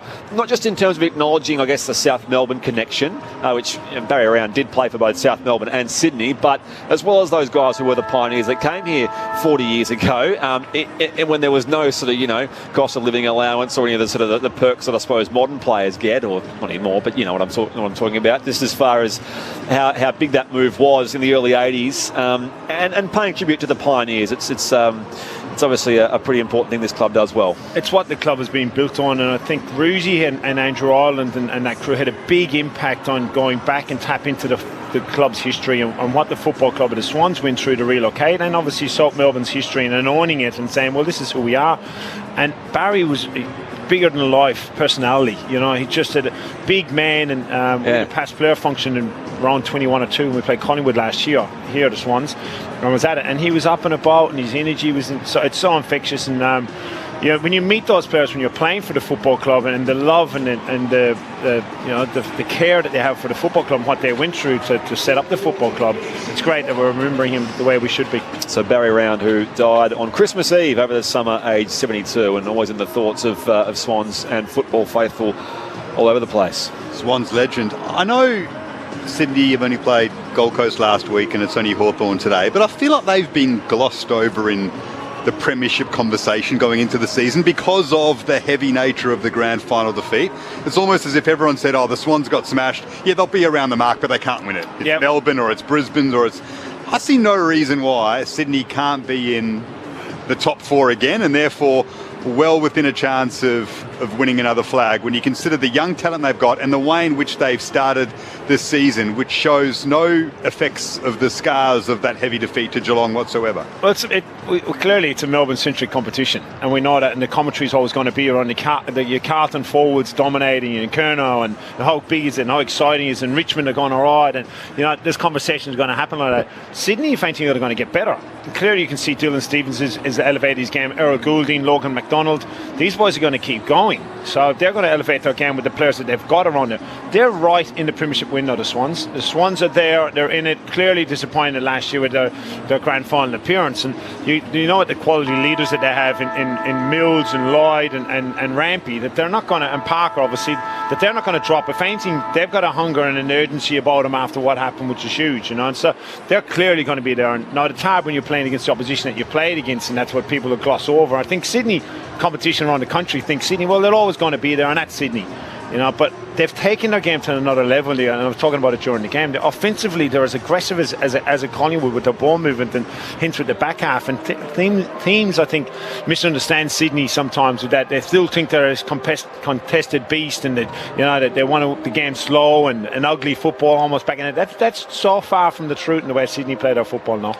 And part of that is seeing players get extra attention, as Chad Warner has from teams now. So he's had just the 9 touches so far today. But part of sort of, I guess, your emergence when you have a team full of those players in that sort of age bracket is they become genuine stars who will attract that attention and perhaps not be as influential across games. But then there are other guys coming in, and that's a huge part of that roster as well. A few more numbers, Garby, if you can, at the half. Callum Mills, 17 disposals, 4 inside 50s, 3 tackles, 5 marks. He's been brilliant. Errol Goulding, 15 touches, and he did a lot of great defensive work in that second quarter. Lloyd has 14 disposals, Parker with 13 for the Hawks, Sicily 15, Warple 13, Wilday 13 as well, Moore with 12, Newcombe 11. They are trying hard. The Hawks actually leading the contested possession stats, and clearances they're up as well, but when it goes forward of the halfway, well, the Swans have been far better with ball in hand. Update downstairs, Declan Byrne.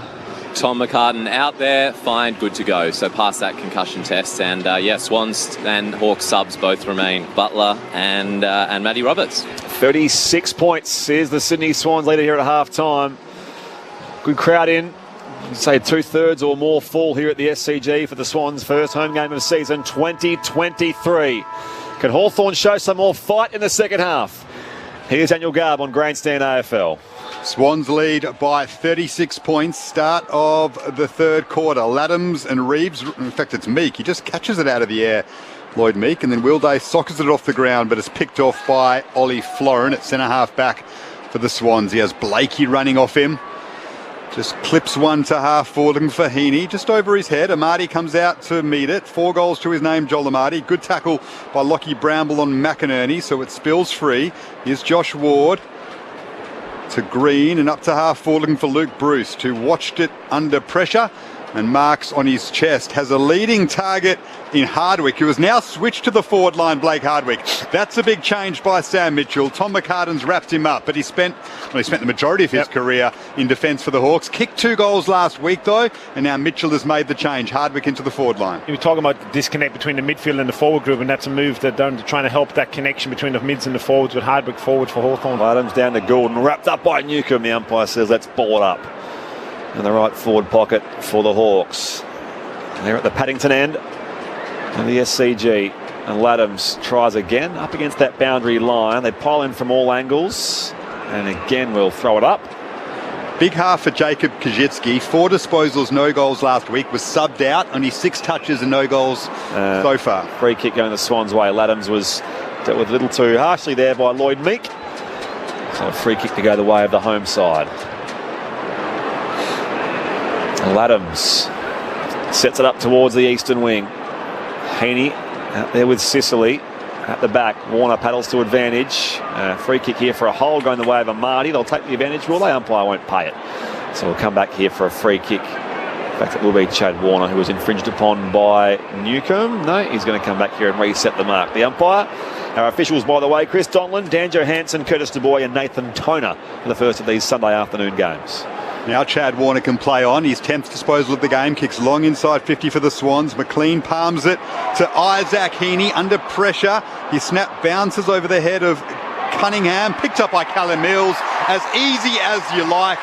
Callum Mills kicks his 2nd of the game and salutes the crowd. The Swans lead out to 42 points. And that was like shelling peas for the Swans champion. Yeah, very easy, wasn't it? I actually think Isaac had Callum earlier in the piece and decided to have a snap itself. It got smothered and ended up falling, making its way to Millsy, and it's just a way too easy now. You can't be sitting inside as a winger in that instance in Callum Mills, inside 50 with no one near you. Like you said, Garvey, it's like shelling peas from. They're out by 7 goals, the Swans. So an opportunity here to take it further away and boost that percentage. They've got Melbourne next week. That'll be a huge game. You talk about some of the matchups they've had so far, the Suns and the Hawks, but Sunday Arvo at the MCG next week in round 3 for the Swans. Not to get too far ahead, we've still got a half 40 to come here. And of course Sydney beat Melbourne there in the first final last year. Absolutely. Restart back in the middle. And Laddams against Meek. Hawthorn clearance the way of Newcombe. Dumps it high inside forward 50. Rampy and Bruce. At ground level, Blakey brought to ground by Kajitsky. Florent mops up here. Shares it with Tom McCartan. Ducks into the tackle here from Josh Ward. The umpire will ball it up 25 out from Hawthorn's goal. Swans by 42. 4 goal in third term on Grandstand AFL. Laddams tries to control the football. Picked up by Meek. Flying shot at goal just across the face. Through for a behind. So Hawthorn 2-8-20. Sydney 9-7-61. Blake Hardwick has been moved into attack for the Hawks by Sam Mitchell as they try and generate some sort of connection inside attacking 50. Blakey to kick out. Look at the space he has in front of him now as Kazitsky's trying to... Blakey beyond defensive 50. Out to a contest on the wing, and it's marked by James Blank. Shares it short here to Dylan Moore. And now Moore can swing it across here. It's intercepted by Goulden. He was trying to find Ward, but Goulden got there for the Swans first. You can hear John Longmire loud and clear through our effects mic, I think it is. I was wondering if that was John Longmire. I'm pretty sure it's the unmistakable booming voice of the horse. It goes towards half forward. Patley here turns McGuinness inside out. Sends a high ball inside forward 50. Up goes Heaney in the contest with Sicily. Not a player had a good go at that. Socked by Jaff. Can't clear. Hayward puts the tackle on Sicily. Loose ball socked clear by Blank of the Hawks. At half forward, though, numbers though with the Swans. Florent goes back inside forward 50. It's a perfect pass into the corridor for Luke Parker, who clunks the overhead mark. You get these ball users like Florent is as beautiful to watch. His ability just to pick out Parker, who was spare, but amongst numerous Hawthorn players, and Oliver Florent, beautiful behind the ball, great ball use, and very, very worrying signs now for Hawthorn, that is. Luke Parker in his 90th consecutive game. The Sydney Swans co-skipper. A hot start in this second half for the home side, and Luke Parker joins the party here at the SCG. 10-7-67, Hawthorn 2-8-20, margin 47 the Swans' way, 6 going third term, Declan Byrne on the boundary. Yeah, we're sitting down here next to the Swans bench. That was John Longmire. He wants them to move it way quicker out of the back. Blakey just held on to it in the goal square on that kick out, so keep a look out for that. If they don't listen, I don't know what's going to happen. He was going hard. So you can hear it loud and clear down there, Declan. I will say, what we're hearing in our cans, we can hear Declan sort of what we call in pre-fade, so we can hear him the entire broadcast. The audience don't necessarily hear that, but we can hear it loud and clear where we are, John Longmire. So not giving away too many Swans secrets anyway. Just in a constant commentary feed throughout the broadcast anyway. Actually be an interesting tactic, wouldn't it, from an opposition coaching perspective, if you were to sit down in between interchange. I'm sure it happens, from sitting next to coaches not on the bench all the time. The message though, Swans 47 points up. John Longmire not relaxing by any stretch of the imagination. Warple picks it up in the middle of the ground for the Hawks, snaps them into attack. Bounces over Hardwick's head. Rampy's tracking the ball back to the boundary line, as is McCartan. Tom McCartan picks it up. Handball to a teammate under pressure is picked up by Dylan Moore. And now Will Day with a chance to get hands on it. Fergus Green's there as well. Well done by Paddy McCartan, though, to win it for the Swans. Cam McKenzie, though, is a shot on goal with a snap. And Dana Rampy is back there like the goalkeeper, marking in his own goal square. Goes out wide to Tom Papley. He's at left half back, dropped an easy mark, but he has Blakey in support, and he just pokes one up to the wing. Good mark by Isaac Heaney on his bootlaces. Picked that up just before it hit the turf. Swans have it on the wing. Swans 147. Heaney's kick up the outer side. Looking for Logan McDonald. It's going to be a free kick here for a chopping of the arms, and the young forward does win the free kick. He's 65 from goal. Red and white jumpers streaming forward to the Randwick end. McDonald sets it high towards the teeth of goal. Running start Haywood. Blocked at the last moment though as Impey gathers to aim on. Two former Port players combining, and now Jaff can clear the area here for Hawthorn. Back to the one-on-one. Blakey floats across. Dylan Moore wins it away here for the Swans. Good vision for Heaney to take the chest mark. 40 out in the 45-degree angle. An opportunity here for Isaac Heaney to kick his second. No, you know why Sam Mitchell was trying to curtail the influence of Nick Blakey. He's a great start to the second half, Nick, and his ability running towards the boundary there, first of all, it actually spoiled in and make an intercept, but it got on the ground ball. He's running towards the boundary and then check side kick inside to Isaac Heaney. Very few players can do it. For his 200th goal in AFL football, Isaac Heaney.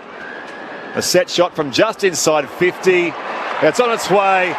And it is straight and true. A milestone goal for one of the Swans' absolute champions. What a career he's had so far. All-Australian last year. Leadership group this year for the first time as well. And now 200 AFL goals for Isaac Heaney. The Swans 11-7-73. Hawthorn 2-8-20. The margin out to 53. 9 gone third term on Grandstand AFL. And you talk about players getting better. I still think there's a lot of growth in Isaac Heaney. He's 25, 26. He hasn't had a lot of pre-seasons under his belt. He's been injured for a lot of them. He's had the last 18 months of a clear run of injuries, and you can see the impact he's had now. Clearly, he gets in for centre bounces and plays as that dangerous forward because he can mark it in the air and he's just as dangerous on the ground. It feels like he could be a top 5 player in the AFL. 100%. Last season he was tracking that way and then just plateaued for a period to the middle part of the season. But you can see he's got that in him, doesn't he? Umpire bounces it in the middle of the ground. Swans doing as they please. 53 points the lead. Bounces for Jai Newcomb. Does well under pressure to win it, does Newcomb. Hawks inside 50 now, but Lloyd is there for the Swans to swoop on it and kick Sydney back into attack. Picked up by McLean. Handball to Cunningham. Here they go. McInerney has it now. Umpire will bring it back, though. A bit of a party pooper, according to the fans. It was another surge on Hawthorn's goal from Sydney, and now Impey has it at half-back after the free kick. Correct disposal was the umpire's call amongst all of that, as Warple has it now for the Hawks. Alongside the cricket pitch, goes inside forward 50. Through the hands of Fergus Green at the drop, though. It's taken by Hardwick, who shies on goal, misses right across the face, out of bounds on the full, beyond the left forward pocket, and no change to our score. The Swans by 53, 10 gone third term here at the Sydney Cricket Ground. Rowbottom with a long ball out of defence. Well done by Frost to work McDonald under the football, but he dropped the mark, and now McDonald gives it to Pete Laddams, who just bounds away the big ruckman and hits up a target in Papley. Good fist in there, though, by McGuinness, who is tagging Papley now. Impey at halfback. Hazard for the Hawks. And advantage isn't paid, so McGuinness was dumped after doing well in that contest to win the ball back. He will be awarded the free kick. Left half back for the Hawks. He'll just poke it up to half forward. Ned Reeves is under it. Good spoil by Paddy McCartan. Warple, though, roves for Hawthorn. Spoiled down there by Rampy, and now Blakey, who's having a quarter and a bit, is Nick Blakey. Gives it to Florent. And now McDonald. He has time, Logan McDonald, to eye up the goals from just outside 50 and drill it. He had so much time, Logan McDonald, and he's now kicked his third. The Swans doing it easy. The lead, 59 points. Great contest at half back from Rampy. You know, despite it looked like Hardwick was going, we're just seeing the replay of it on the screen. He actually landed on his back, but gets to his feet. But a fantastic turnover, and as you said, he had acres of space, Logan, and could have ran in further, but decided to kick it from 50. And he's got a beautiful kick for a big man in general field kicking. So it was never in doubt once he got that ball in his hands, and he knew where he was going and gone for goals. And great finish. And again, he's kicked 3-0 without butting the team. So Amadi has 4 and Logan McDonald has 3. The youngsters having a day out for the Swans. Is Buddy here? Is he watching it from the home theatre back home at in Byron Bay, or as I want in North London? Yeah, I was going to say it. Rose Bay. I'll get the Declan shortly. I think he's just confirming that Buddy Franklin is in fact here, taking it all in, just seeing how these emerging forwards are going in his place. Clearance goes away to the Swans. Parker spins through it, will go down the corridor again through the hands of McLean. Drops the tackle, mopped up by Frost in defence. Off to Bramble, brings them beyond defensive 50 for the Hawks. It's a nice kick and a nice mark paid to Green. Well, McLean must be thinking, I need to get in on the act here. Yes. Marty's got 4, McDonald has 3, and Hayden McLean just the one behind. Fergus Green kicks to find Connor McDonald now for the Hawks. Runs into Chad Warner. And it can be big breakout games. You know, Marty obviously is 5 years at the football club. You know, it takes time with key position, but these are big development games and big confident games for you. Aim on for Hawthorn. Goes inside 50. Tom McCartan can't intercept now as Bruce loses his footing, loses the football as well. Throw it back in, 45 around from Hawthorn's goal. Paddington end. It's the Sydney Swans by 59 points here, 13 gone third term. So Hawthorn, just 2 goals to their name this afternoon. It looms as a very long season for Sam Mitchell's side. The boundary throw-in is inside, attacking 50 for the Hawks, though. Here's Warple, couldn't get hands on it. McInerney tries to break through for Sydney. Big hit on a Hawk by Isaac Heaney. It's Connor Nash. He got him in the mid-drift. Warner has it just outside defensive 50 for the Swans. Picked up by Amon now. But that was a big hit from Heaney on Nash, who is struggling. Amon just pokes one inside 50, picked up by Paddy McCartan, and now he finds Isaac Heaney, and here go the Swans. They are spreading everywhere. Heaney to Cunningham, now Stevens. He has a man running alongside him in Florent. Chad Warner just inside 50, all the time in the world, and across the face. It was like a training drill. The Swans 12-8-80, Hawthorn 2-8-20, 14 minutes gone in the third quarter. Ugh. Streaming through. Numerous options, just didn't execute, obviously, Warner in that instance. 10-goal lead here, Sydney's way. Impey in the right back pocket for Hawthorn. Short ball from McGuinness, third-generation Hawk. Those go short by foot. This time Bramble. Hurried kick up the outer side. Marty goes through the air, knocks it down. McDonald there for the Hawks. Back to Sicily. Standing start, sweeping hand pass further afield. Now it's through the hands of Warder. Now Bramble again. Little Bramble scramble as Warple is run down by Florent. The umpire says holding the ball. So Sydney's pressure not letting up They control things here by 60 points, but they want more. Florent on the outer side of the ground. They're not helping themselves, Hawthorn. There's no movement whatsoever when they've got the ball at half-back, and they're just playing straight, and there's no movement whatsoever to make Sydney defend them. Florent kicks long into attack. Amadi lost his footing, picked up by Papley though. Hemmed up against the boundary line. Handballs back to Dylan Stevens. He just guides it, looking for a teammate. Heaney out to meet it, gathers it, looks for the handball towards Goulden. Well done by Connor McDonald though to intervene. And now the Hawks can break perhaps. Fergus Green has it, finds some space, pokes it over the top.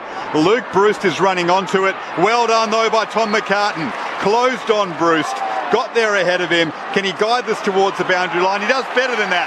He finds Braden Campbell, and the Swans are out of trouble, and the Sydney faithful loves that from Tom McCartan.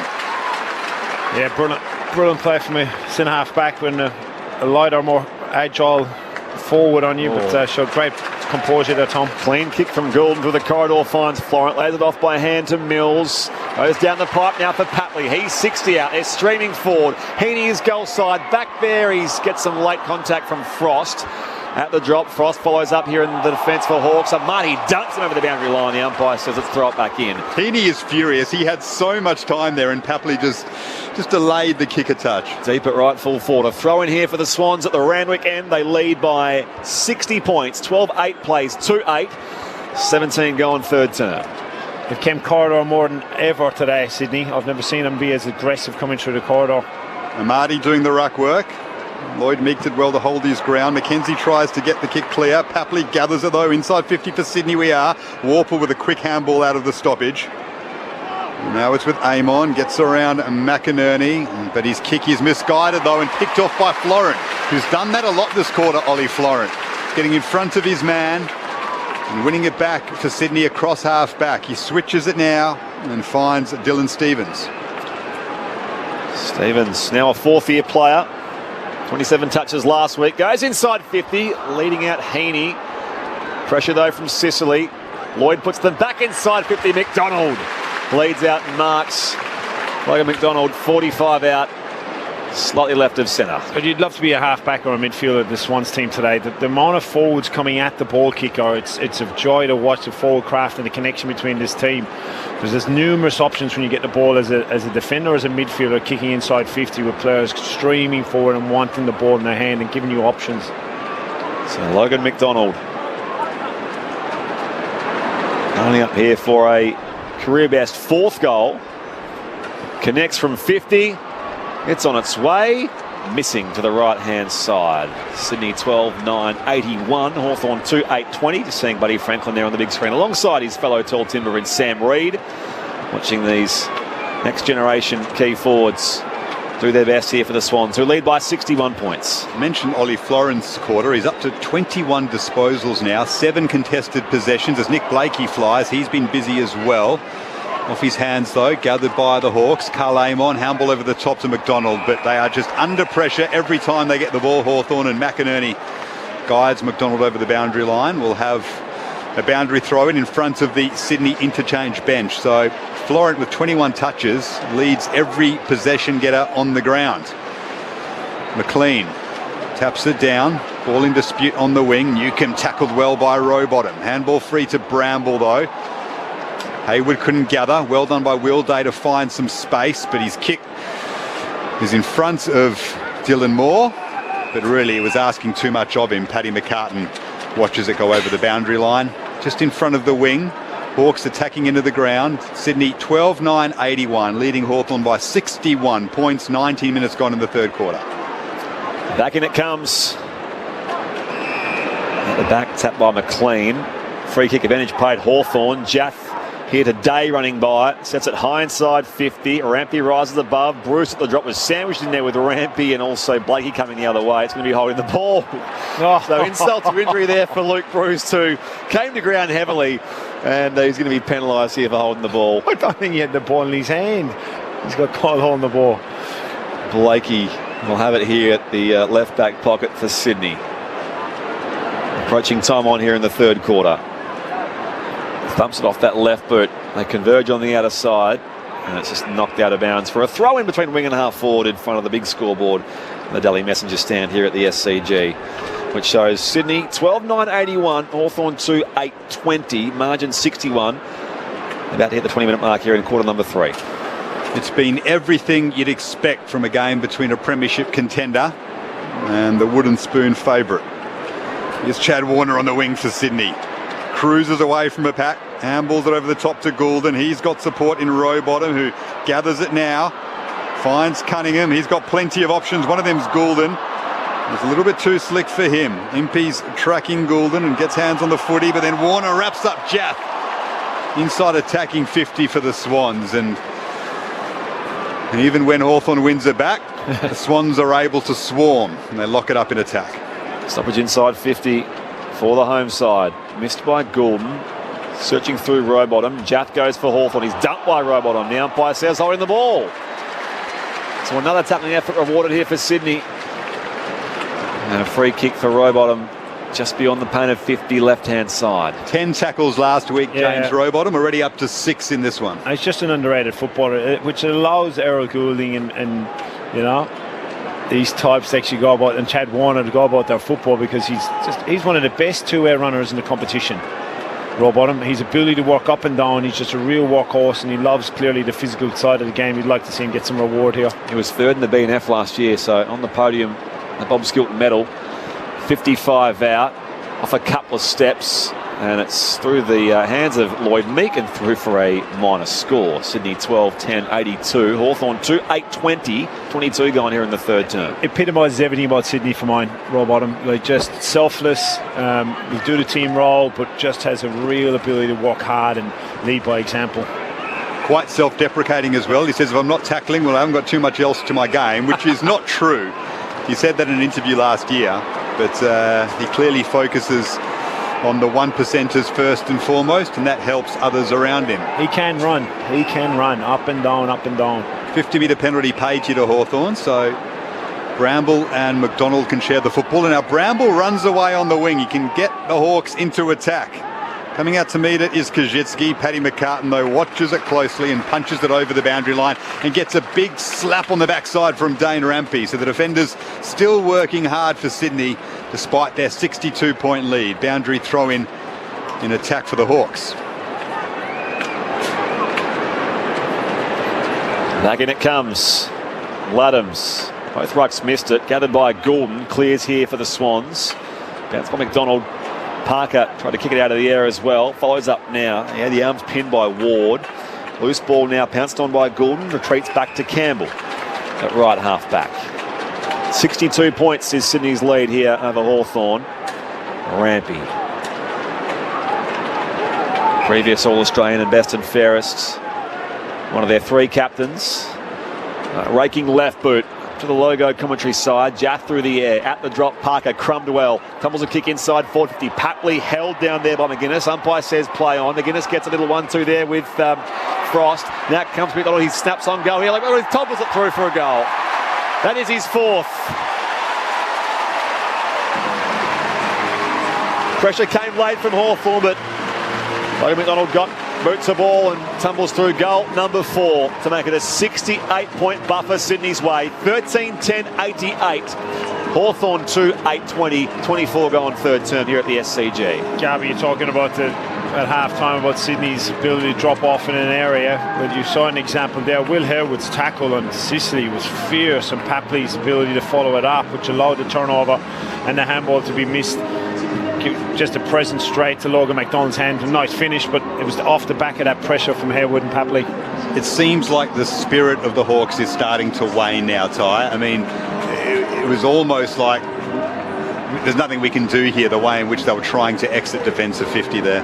Yeah, and there's a clear difference, obviously, in the ladder positioning, but they're playing like that right now. You know, there's just they do look disheartened, Hawthorn, and the team at Sydney at home, the quality they've got forward of the ball, it's going to make a lot of teams look pretty average, not just bottom of the ladder. 68 points the Swans lead by late in the third quarter. Will Day's been good though. Yeah. Little kick to James Warple after winning the ball off the stoppage in the middle of the ground. Now it's with Carl Amon. Handball backwards to Bramble. He's trying to spot up a target inside 50, and he's found one in Fergus Green. So Green will have a shot at goal for the Hawks, looking for just their third goal of the game from 30 metres out on a tight angle. Yeah, Will Day again, from that centre bounce clearances. He's effective. He's having a bit of a day for the Hawthorn. His ability to get him go forward, and nice finish. Let's see if they can finish off their work here, Hawthorn. So Fergus Green, 2 behinds for the afternoon. As I said earlier, kicked 53 goals for Box Hill in the VFL last year. That won him a spot on Hawthorn's AFL list. They like him as an option inside 50, and he's missed this one across the face just like he did in the first quarter of the game. The exact same miss. So 3 behinds for him for the afternoon. The Swans 2-9-21. Trailing Sydney by 67 points. That's disappointing. You've got to be better with your ability to learn from it. And obviously, if you're going to miss this time, miss on the left. Learn from your last kick. Flares it wide from the kick out to find Rampy. Comes back in field now for Lloyd. Jake Lloyd. A couple of best and fairest for him as well. Up to the members' side. Big leap from Haywood. He's paid the mark. Up on top of Lloyd Meek. Haywood dummies the hand pass. Holds it for a moment. Heaney's in space, just forward of the wing. Away they go. Still running Lloyd. Gets it from Heaney. Thumps a high ball inside forward 50. Deep to the pocket they go. Spoiled from McGuinness. It goes out of bounds into the advertising hoarding. For a throw-in. Stoppage inside 50 here for the Swans again at the round weekend. 20 around from goal. It's the home side who leads by 67 points. 26 gone third term. It's already a healthy lead, but the Swans will be eyeing off a big percentage booster in this one early in the season. Here's Will Day, wrapped up by Rowbottom, and that is holding the ball. Rowbottom will have a shot at goal from 30 metres out. Will Day has been excellent for Hawthorn, 17 disposals, 10 of them contested. But James Rowbottom's tackle is one of the hardest to break in the AFL. Sure is. We were just talking about him before. That's exactly what his game is, and puts that pressure on, and didn't get rewarded for the last one, but let's see if he can get rewarded for this forward 50 tackle.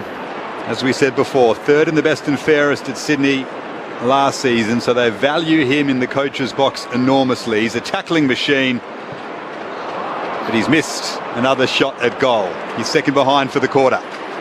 Sydney lead by 68 points, down to Declan Byrne on the boundary. McGuinness, who was keeping a close eye on Blakey to start, is now tightly checking Papley. They've had a few words as they've run off together, so that's a little battle we're watching down here. There they go. Up the outer side, the word of Nash. They converge, and now Butler, who gets his hand pass away, goes out of bounds for a throw-in. So some news regarding Ned Reeves. Get that in just a moment. Swans here by 68 points, 28 gone third term. Laddams down here again. Nash today works it forward. Connor McDonald weaves his way past Mills. Centering ball now for Newcomb. He marks 65 shy of Hawthorn's attacking goal. Comes across here to Bramble, who marks right at the top of the arc. They're still streaming forward here, the Hawks, for an opportunity. Just the 2 goals in this game today. 68 points is the Sydney Swans lead. Just see what happens with this kick from Lockie Bramble. Set shot from 55 out. Plays on around the mark. Gets shows good pace around Haywood. Fires on goal and misses the lot to the right-hand side out of bounds on the full. Declan Byrne on the boundary. Confirmation the substitute has been made. Ned Reeves substituted for the Hawks, so Sam Butler is on. Wait to find out if there's an injury concern to Ned Reeves or just a change in personnel from Sam Mitchell. We're told it is tactical, so no injury worries for Ned Reeves. That's comforting news, at least for the Hawks. Nick Blakey in the back pocket drives the Swans up the wing. Laddams is underneath it, off his hands, picked up by McLean. Parker is tackled well by Connor McDonald. Warner went without it. Parker won it back. Here's Mills. Centres one, looking for McInerney. It bounces in front of him. Swans now at centre half forward. McInerney gets the hands free, picked up by Rowbottom. Parker has time to snap on goal, but then he's tackled, so it falls to Carl Amon. The 1-2 with his former Port teammate in Impey. Now finds Will Day, and Day goes short and hits up McGuinness at half back. And he will find Jarman Impey. The Hawks just trying to keep possession. They do so once more and find Lockie Bramble. Off half back, he flares it wide now for Connor Nash. And his kick is beaten by the three-quarter time siren. The Swans, well and truly in control here, outclassing Hawthorn. It's Sydney 13-11-89 to Hawthorn 2-9-21, a margin of a game high 68 points as it currently stands here at the Sydney Cricket Ground. Goal kickers in this game so far. We saw Logan McDonald kick his fourth goal in that third term. He joins Amati also with 4. 2 each from Heaney and Mills. Singles for the Swans for Parker. And that is, in fact, it. While for Hawthorn, Luke Bruce and Dylan Moore are their only goal kickers through the first 3 quarters of football here at the SCG. Maybe listening, this is ABC Radio, News Radio, ABC Sport Digital, and the ABC Listen app. Grandstand AFL. Welcome to Sydney, 1983. It was the hedonistic queer haven. Come on, people! That turns dark. Something is killing gay men. Are you referring to AIDS? Where fear was infectious. Our kids are not safe. But courage was contagious. So many of our friends are getting sick. New ABC drama, inspired by real events. We have a choice. In our blood. The world needs beautiful things right now. Sunday nights on ABC TV and streaming on ABC iView. Grandstand AFL. Now streaming every match on the ABC Listen app. Look for the AFL button. Isaac Heaney under pressure. His snap bounces over the head of Cunningham, picked up by Callum Mills. As easy as you like. Callum Mills kicks his second of the game. Florent goes back inside forward 50. It's a perfect pass into the corridor for Luke Parker, who clunks the overhead mark. A hot start in this second half for the home side, and Luke Parker joins the party here at the SCG. Dylan Moore wins it away here for the Swans. Good vision for Heaney to take the chest mark. 40 out in the 45-degree angle for his 200th goal in AFL football, Isaac Heaney. A set shot from just inside 50. It's on its way, and it is straight and true.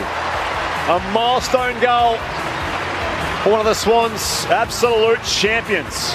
Blakey, who's having a quarter and a bit, is Nick Blakey. Gives it to Florent. And now McDonald. He has time, Logan McDonald, to eye up the goals from just outside 50 and drill it. He had so much time, Logan McDonald, and he's now kicked his third. The 2023 AFL season. On radio, ABC Sport Digital, and now streaming on the ABC Listen app. 5 goals for to 2 behinds in that third quarter of football here at the Sydney Cricket Ground. Welcome back to Grandstand AFL. Brett Sprigg alongside Daniel Garb, Ty Keneally and Declan Byrne, who just told us a moment ago that Ned Reeves has been subbed out in that third term by Sam Mitchell, believed to be tactical, no real injury concern for him, and so as a result Sam Butler has entered the game for Hawthorn. Still no sign of the Swans sub, Matt Roberts, of course, who was used last week, and he remains with the vest on, so to speak, with a quarter of football left here at the SCG. It's a beautiful sunny day, as we tend to get nicer days in winter at the SCG than we do in summer, where it just rains during the cricket non-stop. But Ty Keneally, your thoughts on the first 3 quarters here? The Swans well and truly outclassing the Hawks. Yeah, they have, and if they kicked straighter, it could have been even more of a debacle for Hawthorn. The spirit was broken. You mentioned it during the quarter there, Garby. You could clearly see the body language of the Hawthorn footballers, like if they'd lost it, and it looks like it's men versus boys. And the numbers are a bit similar, some of the disposal numbers, but Sydney's ball use and the aggressive ball use through the middle of the ground. Hawthorn, when they get the ball in their hands, there's no movement, there's lack of movement to want to get the ball, there's no stretching or spreading the ground out to give options for the teammate when he's got the ball in his hands. But Sydney, very impressive. They look like they're moving the ball really well. I've just been so impressed with their half backs, and they've been left run around and do what they want. In that quarter was Florent, in the second quarter Errol Goulding was getting his hands on the ball, Blakey in the first quarter. So they're getting licks of the ice cream, as we say, with their ball movement and their ability to get their hands on the ball, with the lack of pressure from Hawthorn, which makes them, any team where you have that lack of pressure makes them look good. It seems like the game descended into a bit of a training drill in that quarter. There were so many occasions where the Swans would pick it off at half-back, Florent or Blakey, and there would just be red and white jumpers streaming down the ground. McDonald had a shot at goal that he converted where he had so much time. Warner had one a minute or two later that he should have kicked truly from. But again, he had 5 or 6 seconds to set himself. It just seems as if Hawthorn dropped their bundle a bit. They have, and look, it's hard for obviously with the age of the group that he's got, Sam Mitchell, that is, and make a change at Reeves looks like the tactical move as far as getting some run around. They've been totally outplayed in majority parts of the game, and hence the scoreboard. Declan Byrne, down to you. Matt Roberts has been activated, the sub for the Swans. Marty has come off. He had a bit of a left-hand complaint, but doesn't seem to be in too much discomfort. So Matt Roberts out there as well, that Hawthorn sub. Butler out there, Ned Reeves, no injury, just tactical. Okay, thank you, Declan, for the recap. So there you go. That's the beauty of this new sub rule, though, right? Like, if a team is destroying another one, at least you can bring someone off, put someone else on without all this conjecture over was he injured, was he not, did they fake the injury. It makes a lot of sense, especially for a young player like Matt Roberts, who now gets a little taste of AFL football again. Make it 23. I think the final thing was last year, Mason Cox in the prelim. And no one even bothered to ask. It was just, okay, well, just made a change, haven't they, Collingwood? And it was sort of just the end of the medical sub, if you like. Couple of quick numbers, Garby, before the fourth turn. Ollie Florent was excellent in that quarter, 21 disposals. Parker, 21 as well. Amon and Will Day leading the way with the Hawks. They have 19 apiece. Swans by 68 points into the last quarter we go. Meek is beaten by Laddams. Got first hands, but Laddams down to Goulden, wins the clearance here for the Swans. Heaney tries to break the tackle of Frost. Hand pass out in space, copying a shove down there, Impey, as it's centred by Haywood. High ball back to the corridor. Leaping up Patley over the back. What a grab from Tommy Patley. He got high, controlled the ball to his chest, and he'll take his kick from 25 out directly in front. I love his reaction when just looking back at the replay. He's marked, he's on the ground, he's come up with a big smile and he's sticking his tongue out, perhaps. And fantastic play from Warner. He didn't hit swivel his head, and he could see Papley was behind him. He engaged the Hawthorn defender to actually hold him down and not allow him run and jump it, and then Papley just sat on top. He's still smiling. On the way in, Tom Papley, 35 out. Oh, he shanked the kick. And it just wobbles through for a behind. Oh, it didn't quite. It deserved more than that, didn't it? The kick after the mark. Seeing a replay now, got eye at the top of Chad Warner and crashed to earth with a thud. That's always a sign of a good mark, isn't it? But just the minor score makes it 69 points. Sydney's lead, 90 seconds go on fourth turn. Well, we've seen 2 Mark of the Year contenders in 2 weeks in Sydney. Harry Himmelberg last week and Tom Papley this week for sure.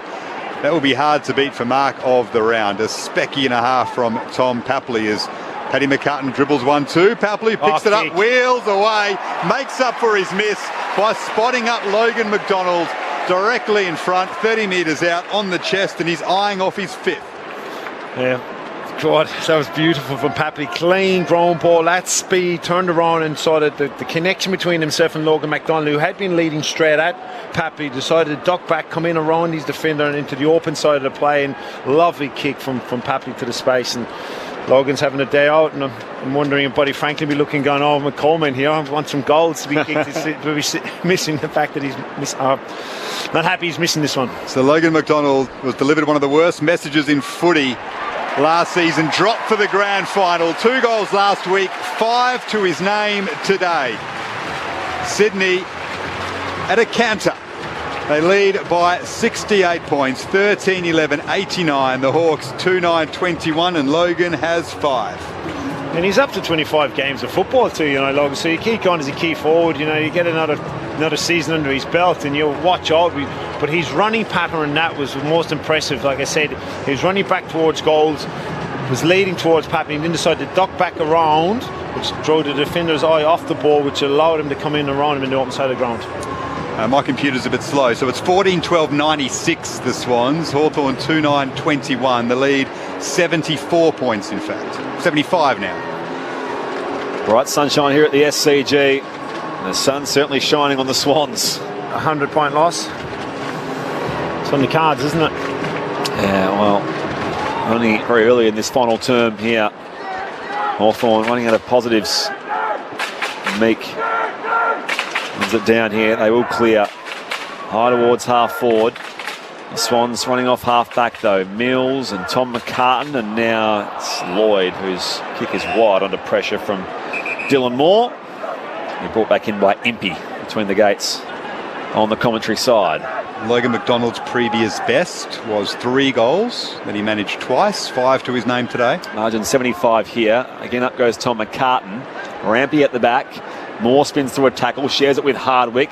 From right full forward, it just trickles back into the corridor. Blakey gathers for the Swans. Spun the tackle. His hand pass only goes as far as Mackenzie. Warner tackles him.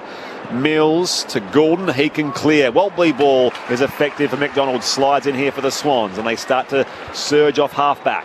Logan McDonald brimming with confidence now. Goes wide and finds Will Hayward. 75 points Sydney lead by early in the final term. He looks for Matt Roberts. Jath does well to jump in front of the Sydney substitute. Here's Carl Amon just behind the wing for the Hawks. Onto his left foot. Goes up to half forward and finds a target in Jacob Kajitsky, who's been very quiet again.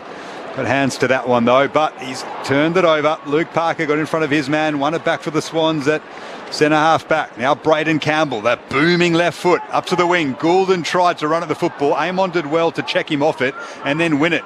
Jarman Impey almost mowed down by Warner, goes back to Carl Amon, and he goes further backwards. That's all the Hawks can do right now to Lockie Bramble. Bramble works his way around Mills, looks for a hand pass, fires it back to Amon under pressure as well, finds the salvation of the boundary line. And the Swans just keep pressing, keep providing pressure, and Hawthorn couldn't go forward. Wonder what Carl Amon's thinking, Ty. He moved to the Hawks from Port and he signed before some of the experienced players left the midfield. I wonder what he makes of it all now. Swans by 75. Impey off the deck, only as far as Roberts, the Sydney Swans sub. He's dispossessed. Swans get it back though. Parker across to McInerney. Chasing it towards the outer wing. Gathers now, shares it with Cunningham. Kicks around the corner, leading up. Papley takes the chest mark. Low to his right. Still 60 or so from goal. After a mark of the week, mark of the year contender. Papley goes inside forward 50. It's an ill-timed kick though for Leader McDonald. It's been picked off instead by Nash of the Hawks. We trail by 75.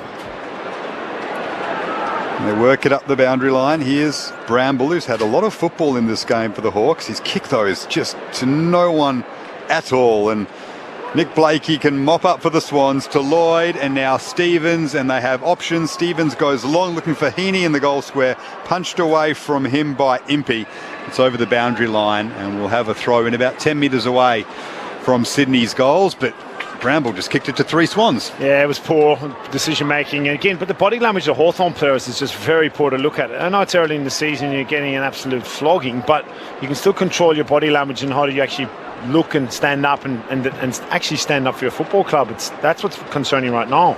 Laddams tries to palm it down to Hayward, gets it back to Laddams.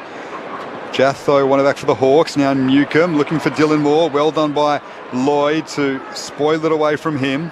Moore at half back, gathers the football once more, looks for Kajitsky. It bounces in front of him and then over the boundary line where Connor McDonald and Fergus Green are waiting to come back on for the Hawks in front of their bench. They trail by 75 points. Sam Mitchell's on the phone, and it's going to be hard for him to keep the spirits up and keep them energised throughout the season because it looks like being a very long one for the Hawthorn Football Club. 75 points is Sydney's lead off the back of that 10-goal loss against Essendon last week, Hawthorn. 0-2, big losses as well. Swans go forward through Rowbottom. There's Sicily, works the hand pass back now. Impey, Bramble collected down there by Goulden. The ball comes free, but the umpire says it's ball up. 60 or so out from Sydney's goal at the Paddington end. 14-12 plays 2-9. So what's that? 10 goals to 1 since quarter time, just to sort of further underline Sydney's dominance forward of halfway. Roberts is pushed and his kick is out of bounds on the full. Hawthorn ball at right half back. And Jai Newcomb will bring it back in for the Hawks.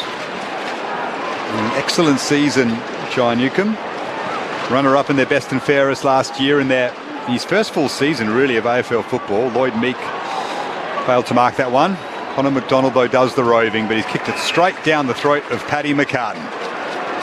As if that's where it was intended to go. And he switches it to Justin McInerney. He has a bounce because he has plenty of time and just guides one over the top for Luke Parker, who's gathered plenty of football again this afternoon to Florent, and now Papley out in the lead, marked it at full stretch without having to break stride. Tom Papley collected a hit that was pretty high for his troubles, but he'll have a shot on goal from 45 metres out.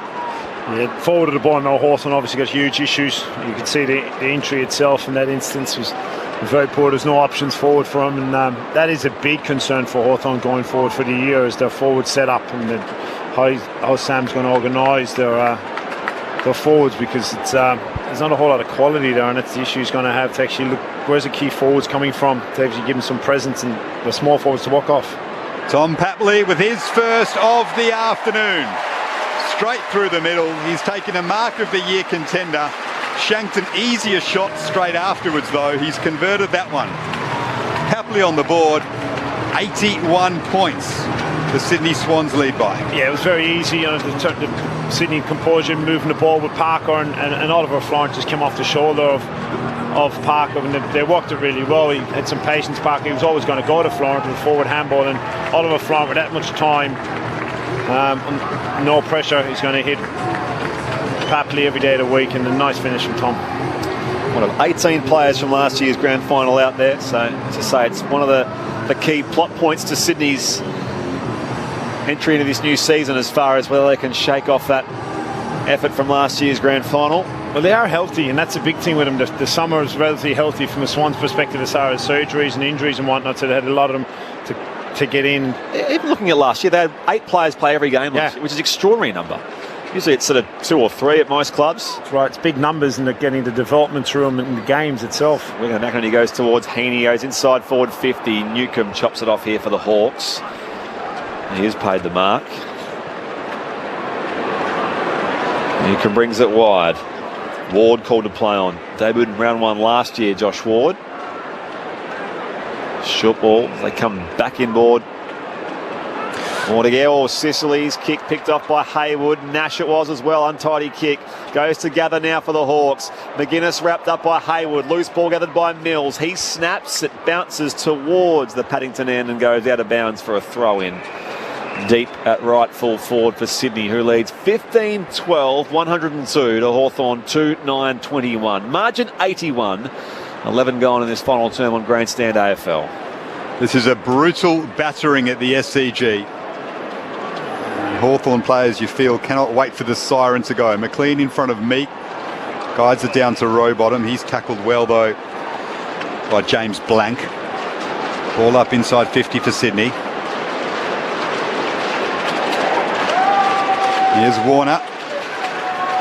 Gets it back to Matt Roberts, looking for his first goal in AFL football, Matt Roberts.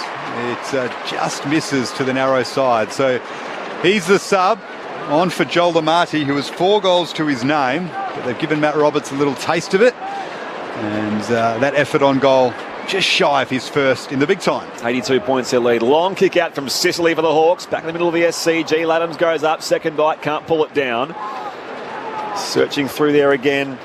There's more. Hawthorn propel themselves forward somehow. Green in the contest there with Paddy McCartan. McCartan paddles it towards the pocket. Gets some support from Lloyd. Shuffles the hand pass back to Rampy. Sweeps it across the goal mouth now defensively for McInerney. And he can go with a short pass by foot to Tom McCartan. Loose man Mills. Rebounds off half back here for the Swans. In plenty of space, McLean. They're still running forward.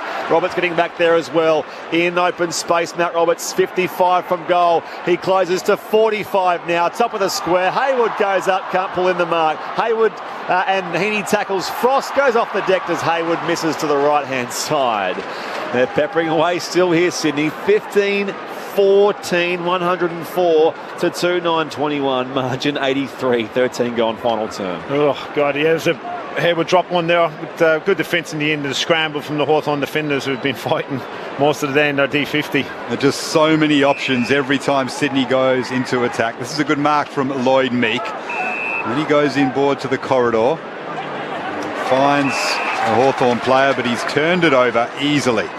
Laddams now to Rampy, and he has Isaac Heaney on the lead, marking it left half forward. McDonald. Pops it over the top for McDonald, over his head though, so the Hawks have time to gather it inside defensive 50. It's Bramble, and now to Warple. It was Butler who turned it over for the Hawks a moment ago. He's on as a sub for Ned Reeves. Warple goes up the wing looking for Lloyd Meek. Blakey leaps and Blakey marks. Got his knee into the back of the ruckman. Got some elevation and took a big grab on the wing in front of the Swans faithful, and they loved that from the Lizard. It was lovely. Textbook, wasn't knee into the back. He had to sit and landed beautifully. Brothers McCartan combine here. Paddy finds Tom. Untidy kick though. Tom McCartan brings it back to Braden Campbell at left half back. And now back to Blakey, who I'm sure received due applause for that mark a short time ago. Gets his kick away quickly though. Florent, one of those players to play every game last year, to Mills. And he'll switch. Long ball across half back for McInerney. He's got all the time in the world here, the winger. Inboard to Tom McCartan. Back to McInerney. He's under pressure now. Is coming late. Ward gives a bump onto the football first. Ward under pressure though. Also in there, Roberts. His kick only goes as far as Jath. He can't gain clean possession. Nash across half back now for the Hawks, and now Day evades one tackle. Still going. Little 1-2 handball, gets it back. Now goes wide to Jath. Comes out wide again to Ward. And his kick up the line just keeps inside the boundary line where it finds the chest of Fergus Green. Green looks for the lead of Dylan Moore and finds him just outside 50 for the Hawks. Searching for just their third goal of the game. Dylan Moore has tried hard. He'll play on now and he'll just pop it up. Looking for Connor McDonald, but well done by Nick Blakey. He has not stopped running for the Swans. And he managed to gain on McDonald, spoil it and guide it over the boundary line for a throw-in just inside attacking 50 for the Hawks. But there is absolutely nothing given from the Swans at the moment. Yeah, they're certainly looking very hungry and working hard, and why wouldn't you when you just lead? Umpire tosses it back in. McLean back to McInerney, slips the tackle, shares it with Rowbottom, and he's dumped in turn by Nash. 40 out from goal round weekend.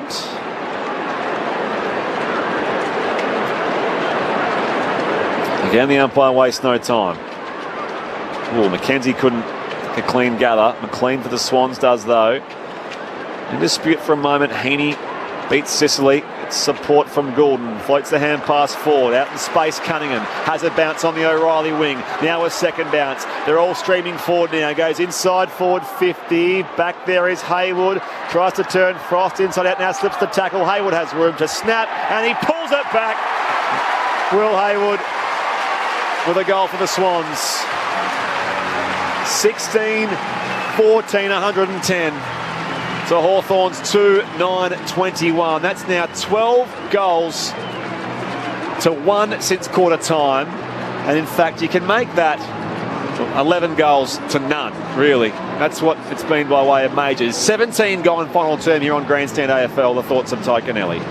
From the minute get-go in this game, Sydney went from D50 to inside 50. I reckon of the 16 goals, probably at least 10 of them have been directly from their D50 exits, and they've waltzed through the Hawthorn defence in general play. So clearly it's an area that they've got to work on, Hawthorn. It's hard to defend that. The amount of goals where Sydney have got running back towards goals with no one inside in the space, it might have been worthwhile putting an anchor back and actually just putting a defender sitting in that space, because Hawthorn got absolutely sieved going back in open space. Remember when, like, at lunchtime at school, like, you played the kids who were like 2 years above you in football or Aussie rules or rugby, whatever it was, and you were basically witches' hats. It's kind of what it feels like watching this at the moment. Yeah, it's men versus boys. It is. And like there's, I think it's 7 players 20 years or younger. It's 19 and 20 years of age in a game of AFL football. That's a concern coming into this game. Well, Adams, long ball inside 50 for Sydney. Sam Frost marks back there for the Hawks. The gulf in class is enormous, and Sydney are ruthless. And that adds up to a hammering. 89 points the margin at the moment. And there's still time in this final term. 18 minutes gone. Impey up to the wing. Well, Adams gets in front of Meek and marks. Swans fans wanted 50 after Laddams was dumped after the mark. Umpire isn't giving it though. He's done well, Pete Laddams, and needs to with Hickey out to try and nail down a spot in this Sydney team. Quick kick from Blakey to Parker. Has a man running outside him in McInerney. Swans players lining up. McInerney to Florent. Handball over the top for Papley. He finds some space. Snaps on goal but misses to the narrow side. And the margin is now out to 90. Is that all? By the way, around the grounds, Docklands, Gold Coast 1 straight 6. Essendon yet to score in the opening stages there. You can hear that on the ABC Listen app. And we'll take you there if you're listening through local radio Tasmania. We'll take you there at the conclusion of things here. And it goes from the kick out from Bramble. A drop. Green tries to pallet to advantage.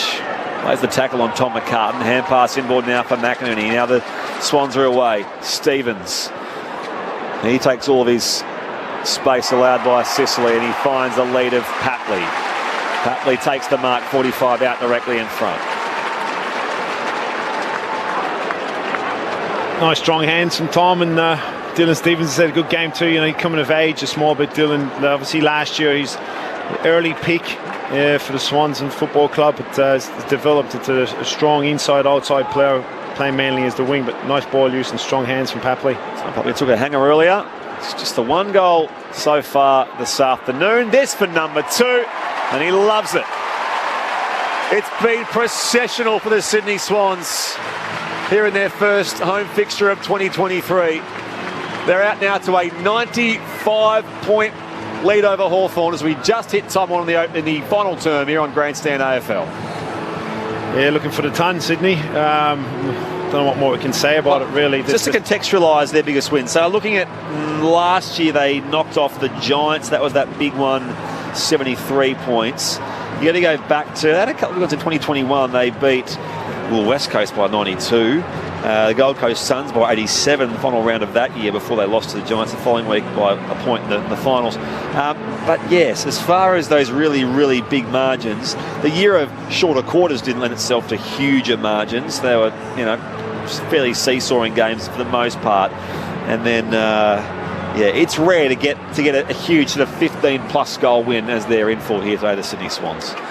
But Lance Franklin watching on. The Swans are destroying his old side by 96 points. A rare, fairer 4-8 forward for the Hawks inside 50. And they track it along the boundary line. Picked up by Bruce. Moore got a high tackle, though, from Ollie Florent. The 2 number 13s in the contest there. And Dylan Moore will have a shot at goal from 45 metres out on a very tight angle. He's worked hard, hasn't he, Dylan? He has. He's put in spots to give him an opportunity to actually get the ball and work.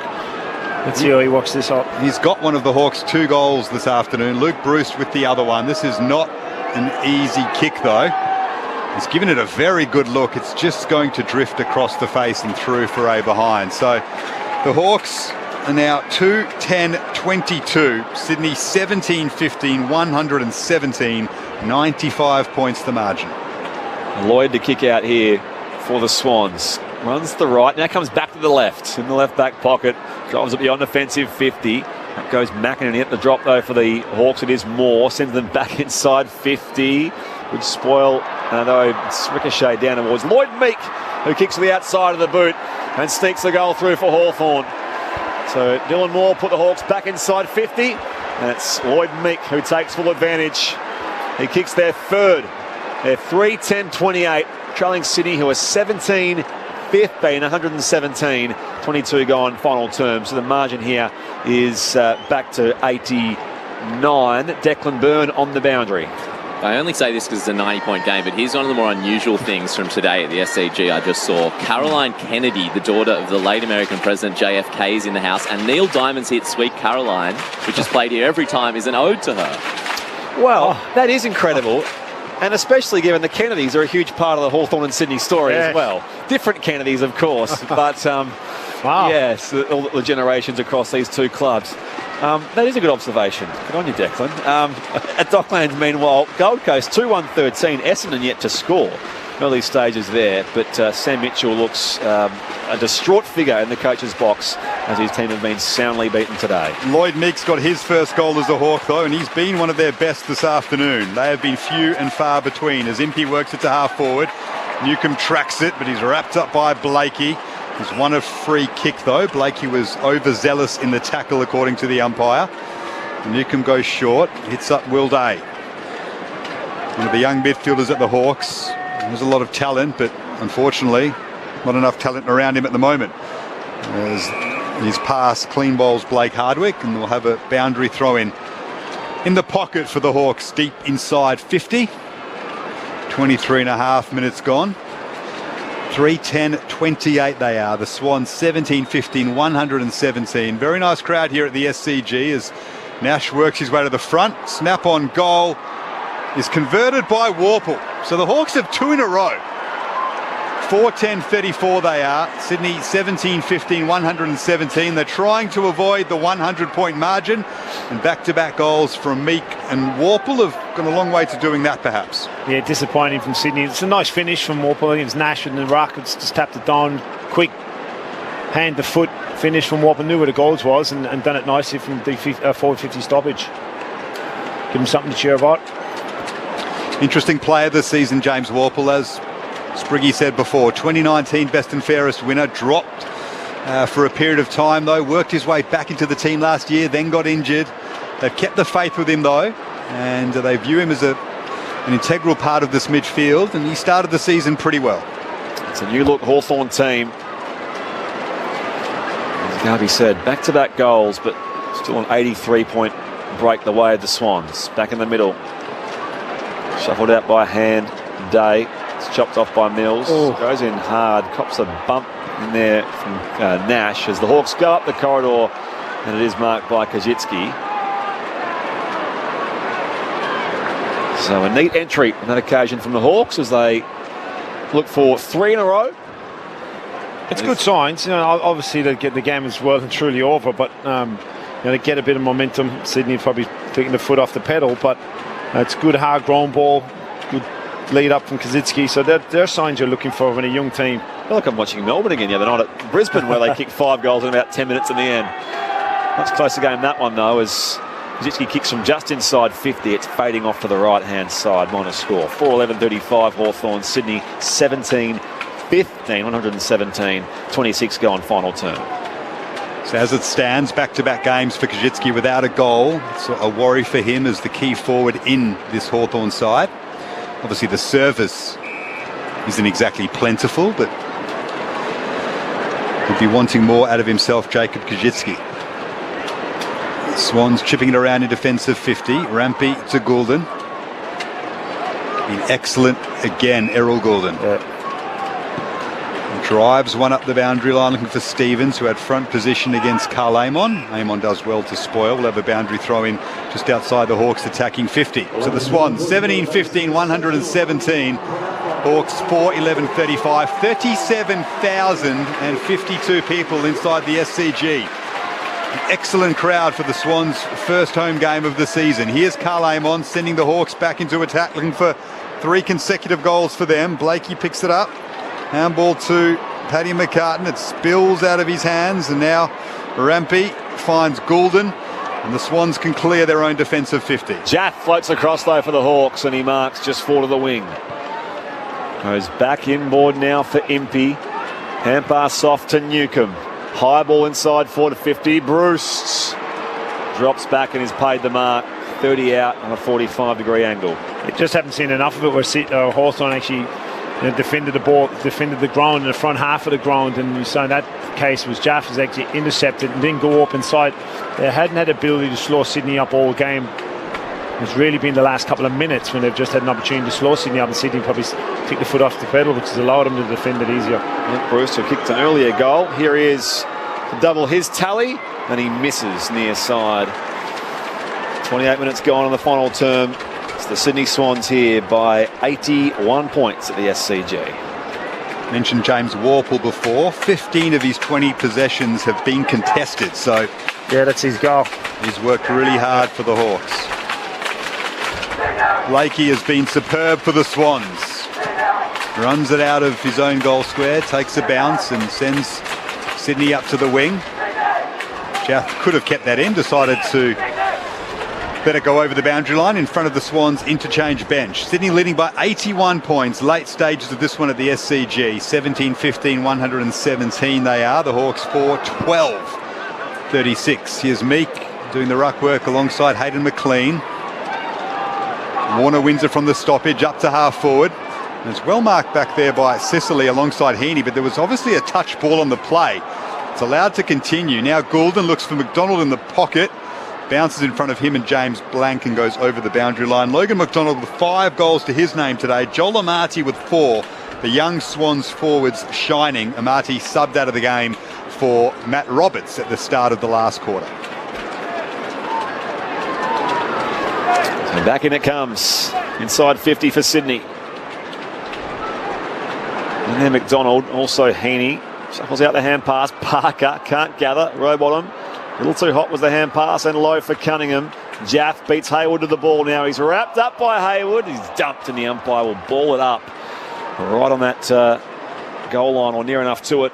The Swans attacking end. His pressure's been outstanding today, Hayward. He's had 5-6 tackles. His pressure around the board, certainly forward. It's been Parker from the stoppage. Handball back to Goulden, who can snap. It wobbles high in the air, misses to the right for a minor score. 17-16, 118 the Swans. Hawthorn 4-12-36.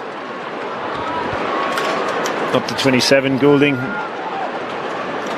Time ticking down here at the SCG.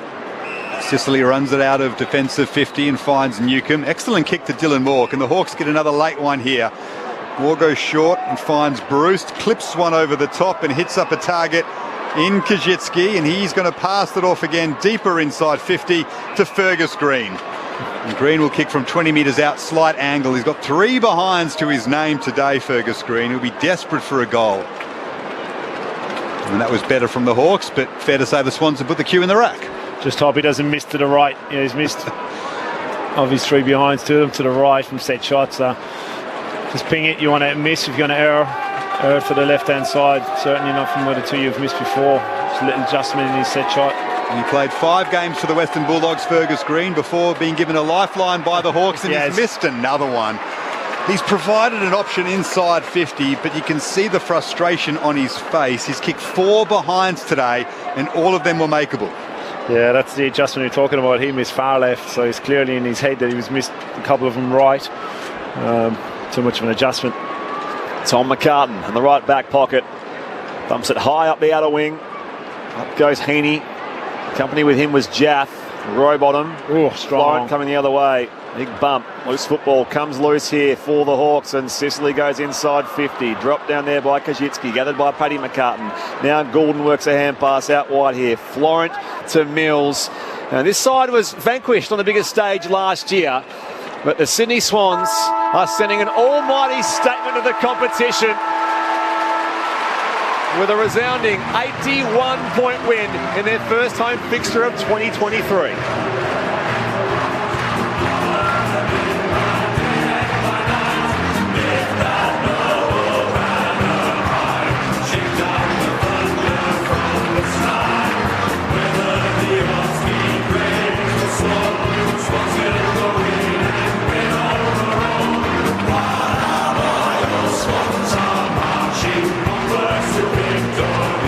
The Swans led by 19 points at quarter time, by 36 at the half. The Hawks had kicked just 2 goals at that stage, but it was an almighty third term. 68 points at the final change, Sydney, in the end. And they did get as much as 96 points in front of Hawthorn, but winners at full time by 81 points. 17-16, 118 to 4-13, 37 in front of 37,000 adoring fans at the Sydney Cricket Ground.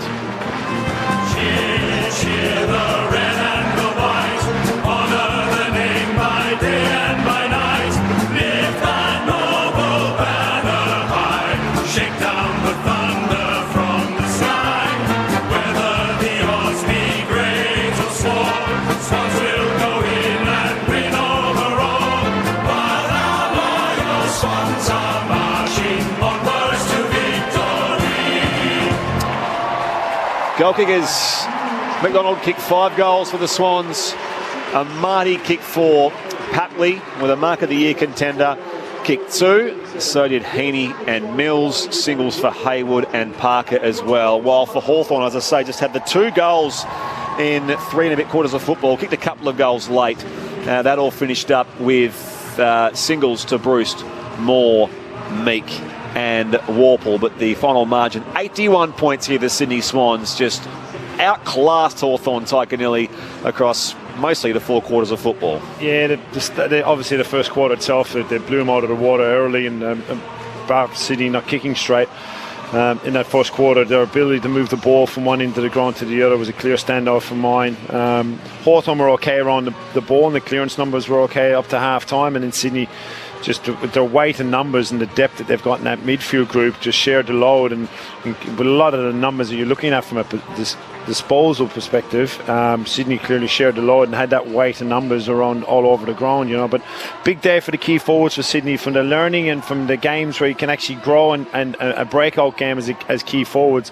Certainly Logan McDonald is highly rated in Sydney, and I know this club's obviously in WA to be keen to get him back home, but the Swans have worked extremely hard and tirelessly to actually keep him in Sydney. Got a new contract, and why wouldn't you? I know the disappointment of obviously missing out in the grand final has got to be a big driving force and a motivation for him. I'm sure clubs will be tipping on that to try and get him back to WA, but if he's playing games of football like this, and when you've got a bloke like Buddy Franklin mentoring you and you're training every day with him and then learning off one of the best and one of the greats of all time, why wouldn't you hang around? And you're performing like this today would be great for him and his development, and give him huge confidence that he can go on and to bigger and better things. That was one of the key threads coming into today, wasn't it? Was the Sydney forward line. And Logan McDonald kicks 5 goals, Amadi kicks 4.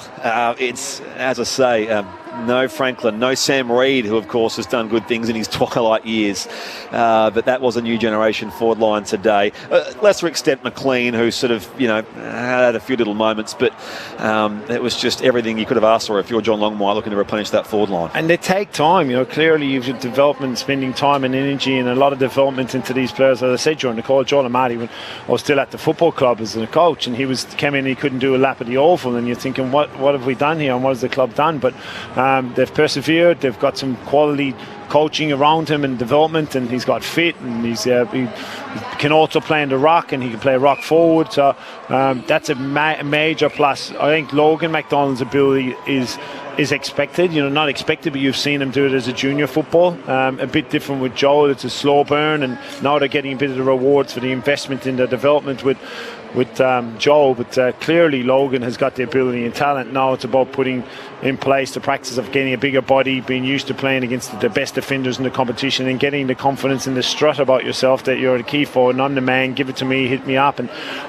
the big piece for today from Sydney was the fact that there's so many forwards looking dangerous and coming at the ball, and like you barely mentioned Isaac. Isaac was quiet. Papley was quiet. They're 2 stars in the competition in the team as such. Chad Warner. So with your half backs that they had were killing you today, and Blakey and Florent had a great game, and Errol Goulding had a great game. These are all young fellas. Those boys are not older than 22 years of age. That group, that 5 footballers that I've mentioned there. So that's a big piece of what Sydney's development will be in going forward, and obviously push on.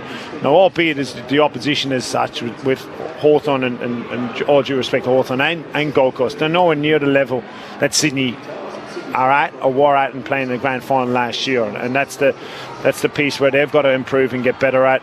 It's always very difficult coming against teams when you're away from home, when you're a young team, when you're 7 players under 20 years of age. That's tough, and that's very tough, and clearly Hawthorn have gone a different strategy in their development. It's something that I guess they haven't been used to. Because they've had such sustained success over the past, say, 15 years, Hawthorn, with a couple of exceptions. But did you catch there was a bloke wrote a story, I think it was in The Age, he was just a columnist, writing about how his son, who was 8 years old, had never experienced a lean Hawthorn and trying to explain to his son how sometimes your team won't always win premierships or whatever. And it was quite amazing, and a lot of he got no sympathy from most people saying, well, come on, if you're a St Kilda fan, for example, or, Carlton, Melbourne, until recently, Bulldogs, Carlton, Essendon haven't been anywhere for 20 years by way of finals.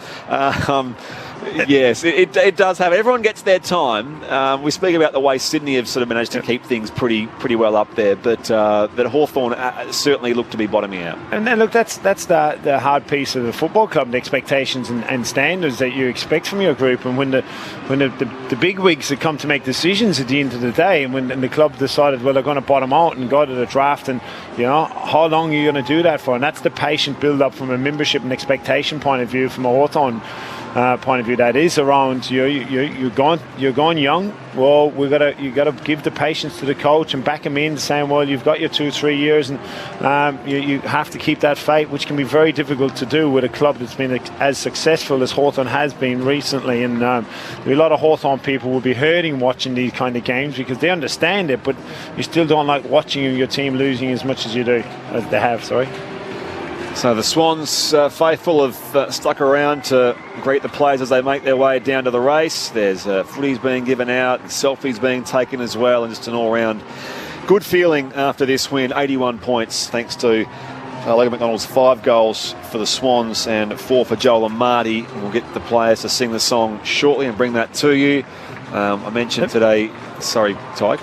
The big crowd was surprising. 37,052. That's huge. And clearly the people in Sydney want to get around and support the team from what happened obviously in the grand final, the first chance to get to support them. But that's a huge number on a Sunday afternoon. And like I said, it's a big family day at SCG, to 1 o'clock, 1:10 time slot. And it doesn't rate high in the TVs, but from Swan's perspective and supportive perspective, the members love it and they love coming this time slot. And they've come in big numbers today.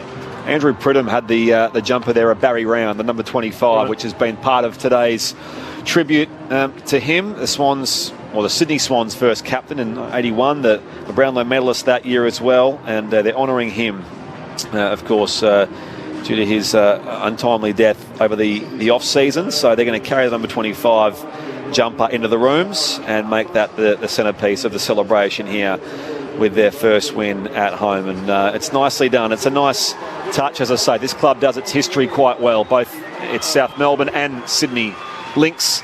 And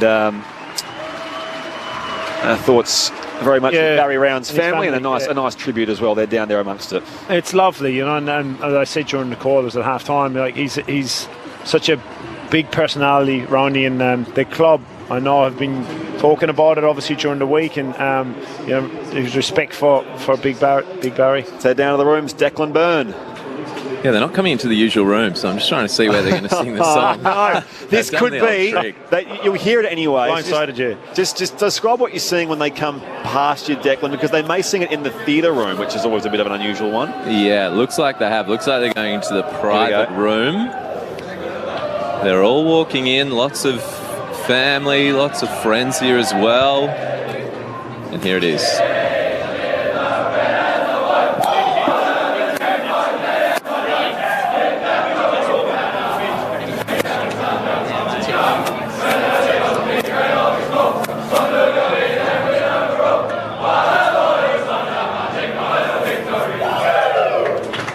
Yes, last year during the finals I was full, because I know they sometimes sing the song in the rooms in that theatre room, the meeting room, and then other times in the main change room. But we'll get down to Declan to get some reaction from the players very, very shortly. Meanwhile, at Docklands, it's quarter time there. Essendon 3-4-22 after a slow start lead the Gold Coast Suns 3-2-20. If you're listening through local radio across Tassie, we'll take you to that in about 15 minutes time, which will be early in the second quarter.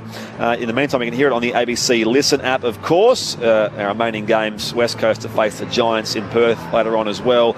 If you're listening on news radio through New South Wales ACT, you will be heading back to your usual news radio programming in about 15 minutes time. So in the meantime, Brett Sprigg and Ty Cannelli wrapping things up here at the Sydney Cricket Ground.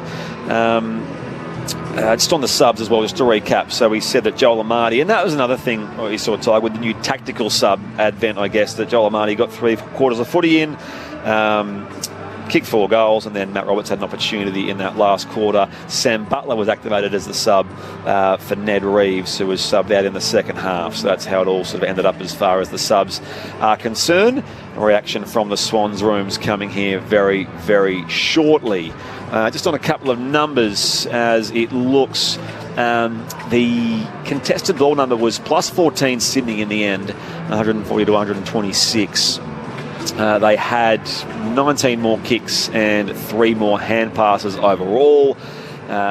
Clearances were in fact less, so -8. We do see teams do that, where they often, will just beat you with pressure in the D50, as you mentioned, Ty, sort of the Richmond way in the past few years, and saw the saw Adelaide do it as well in the first half last year, didn't we? Last week. Inside 50s ended up being 58 to 42 Sydney's way. Marks inside 50 double 18 to 9. They had more opportunities, didn't they? Far more scoring shots. What's that in the end? 33 scoring shots to 17. Hawks kicked a couple of goals late and plenty of behinds as well. They had 2 goals for in the sort of back half of that last quarter. But in the end, the Sydney Swans by 81 points, 17, 16, 118 to 4, 13, 37, the full-time score. I'll get your votes shortly, but in the meantime, Callum Mills had 28 touches, 9 of which contested. Same number for Errol Goulden, 28 disposals, 9 contested possessions, 7 marks for Errol Goulden, 4 inside 50s, and 7 score involvements. 8 score involvements, by the way, for Callum Mills.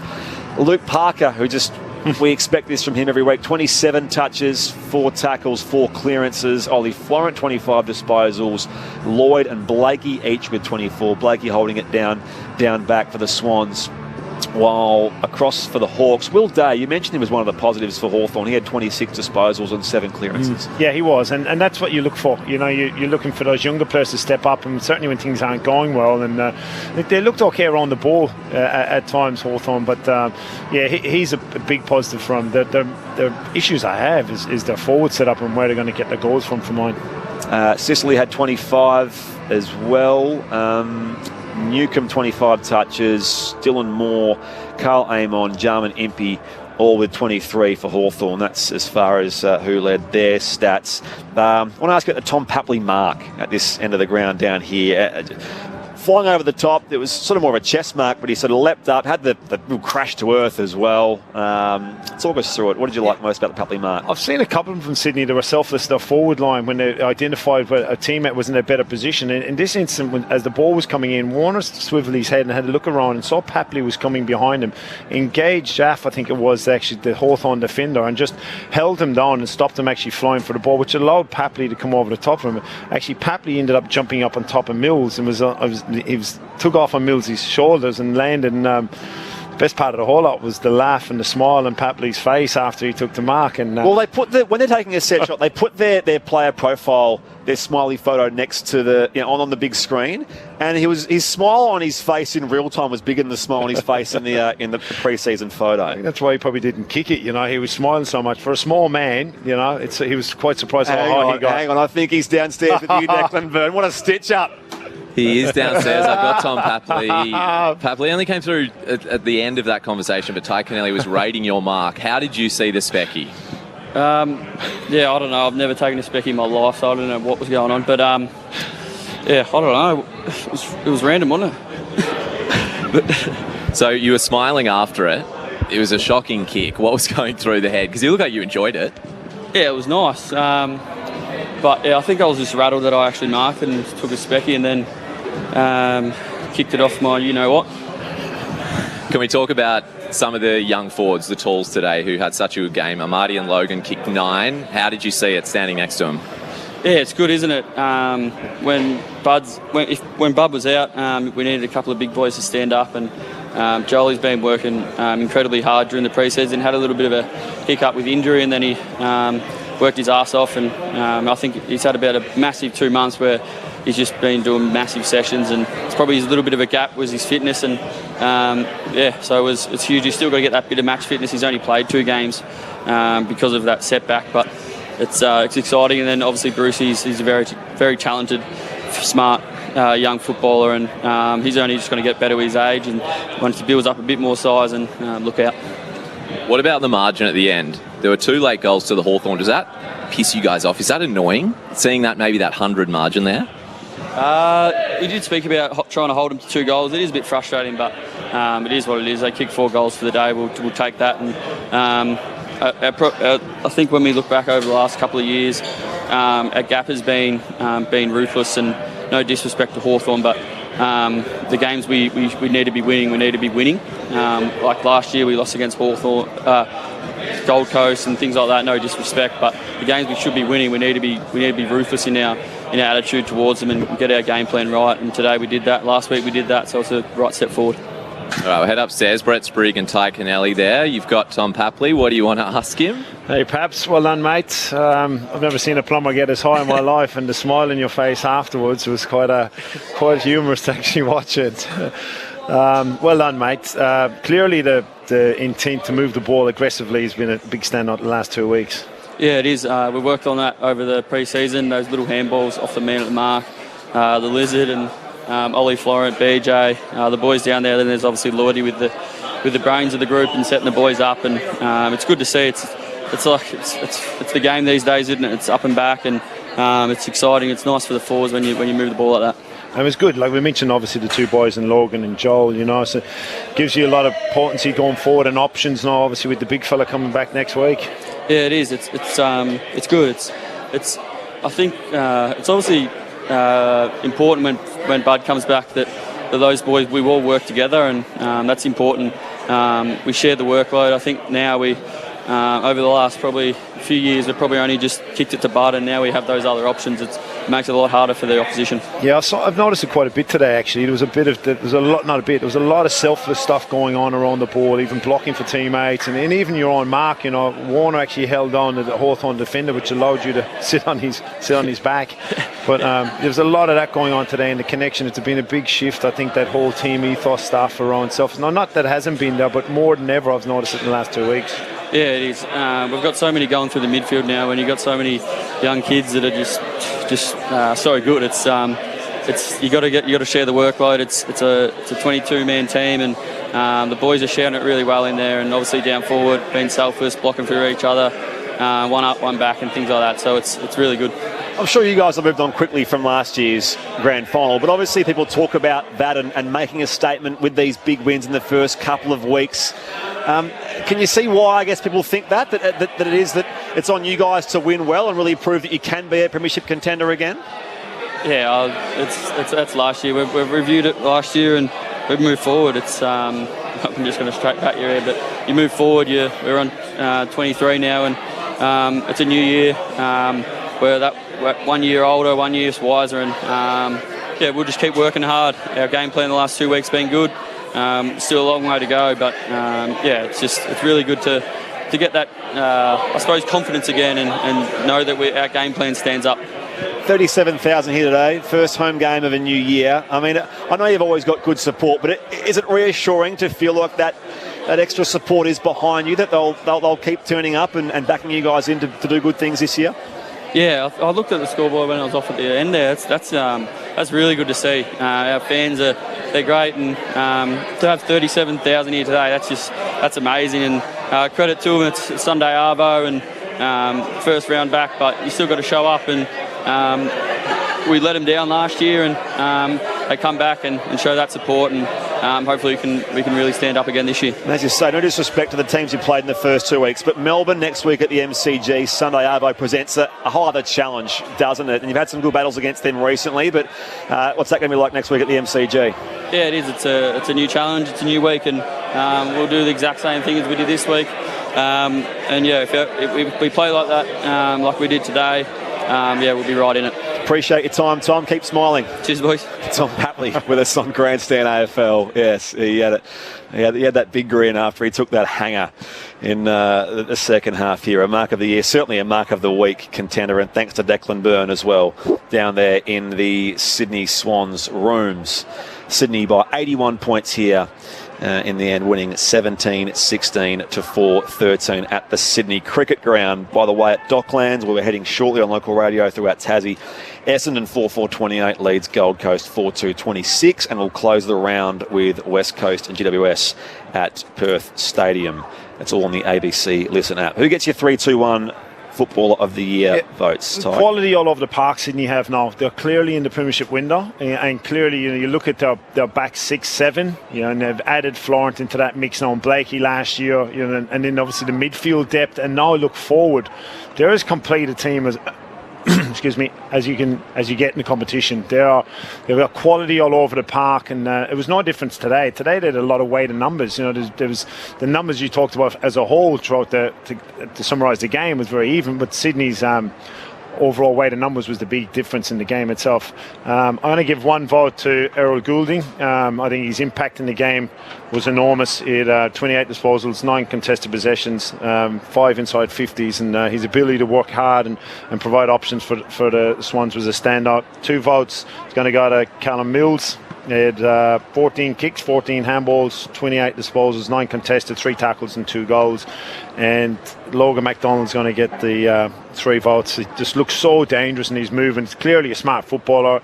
Got a great ball foot kick from hand to foot in general play, but also a set shot. Smart footballer. He's only going to get better as he gets more games and gets more time, I suppose, as a forward on his own with Franklin.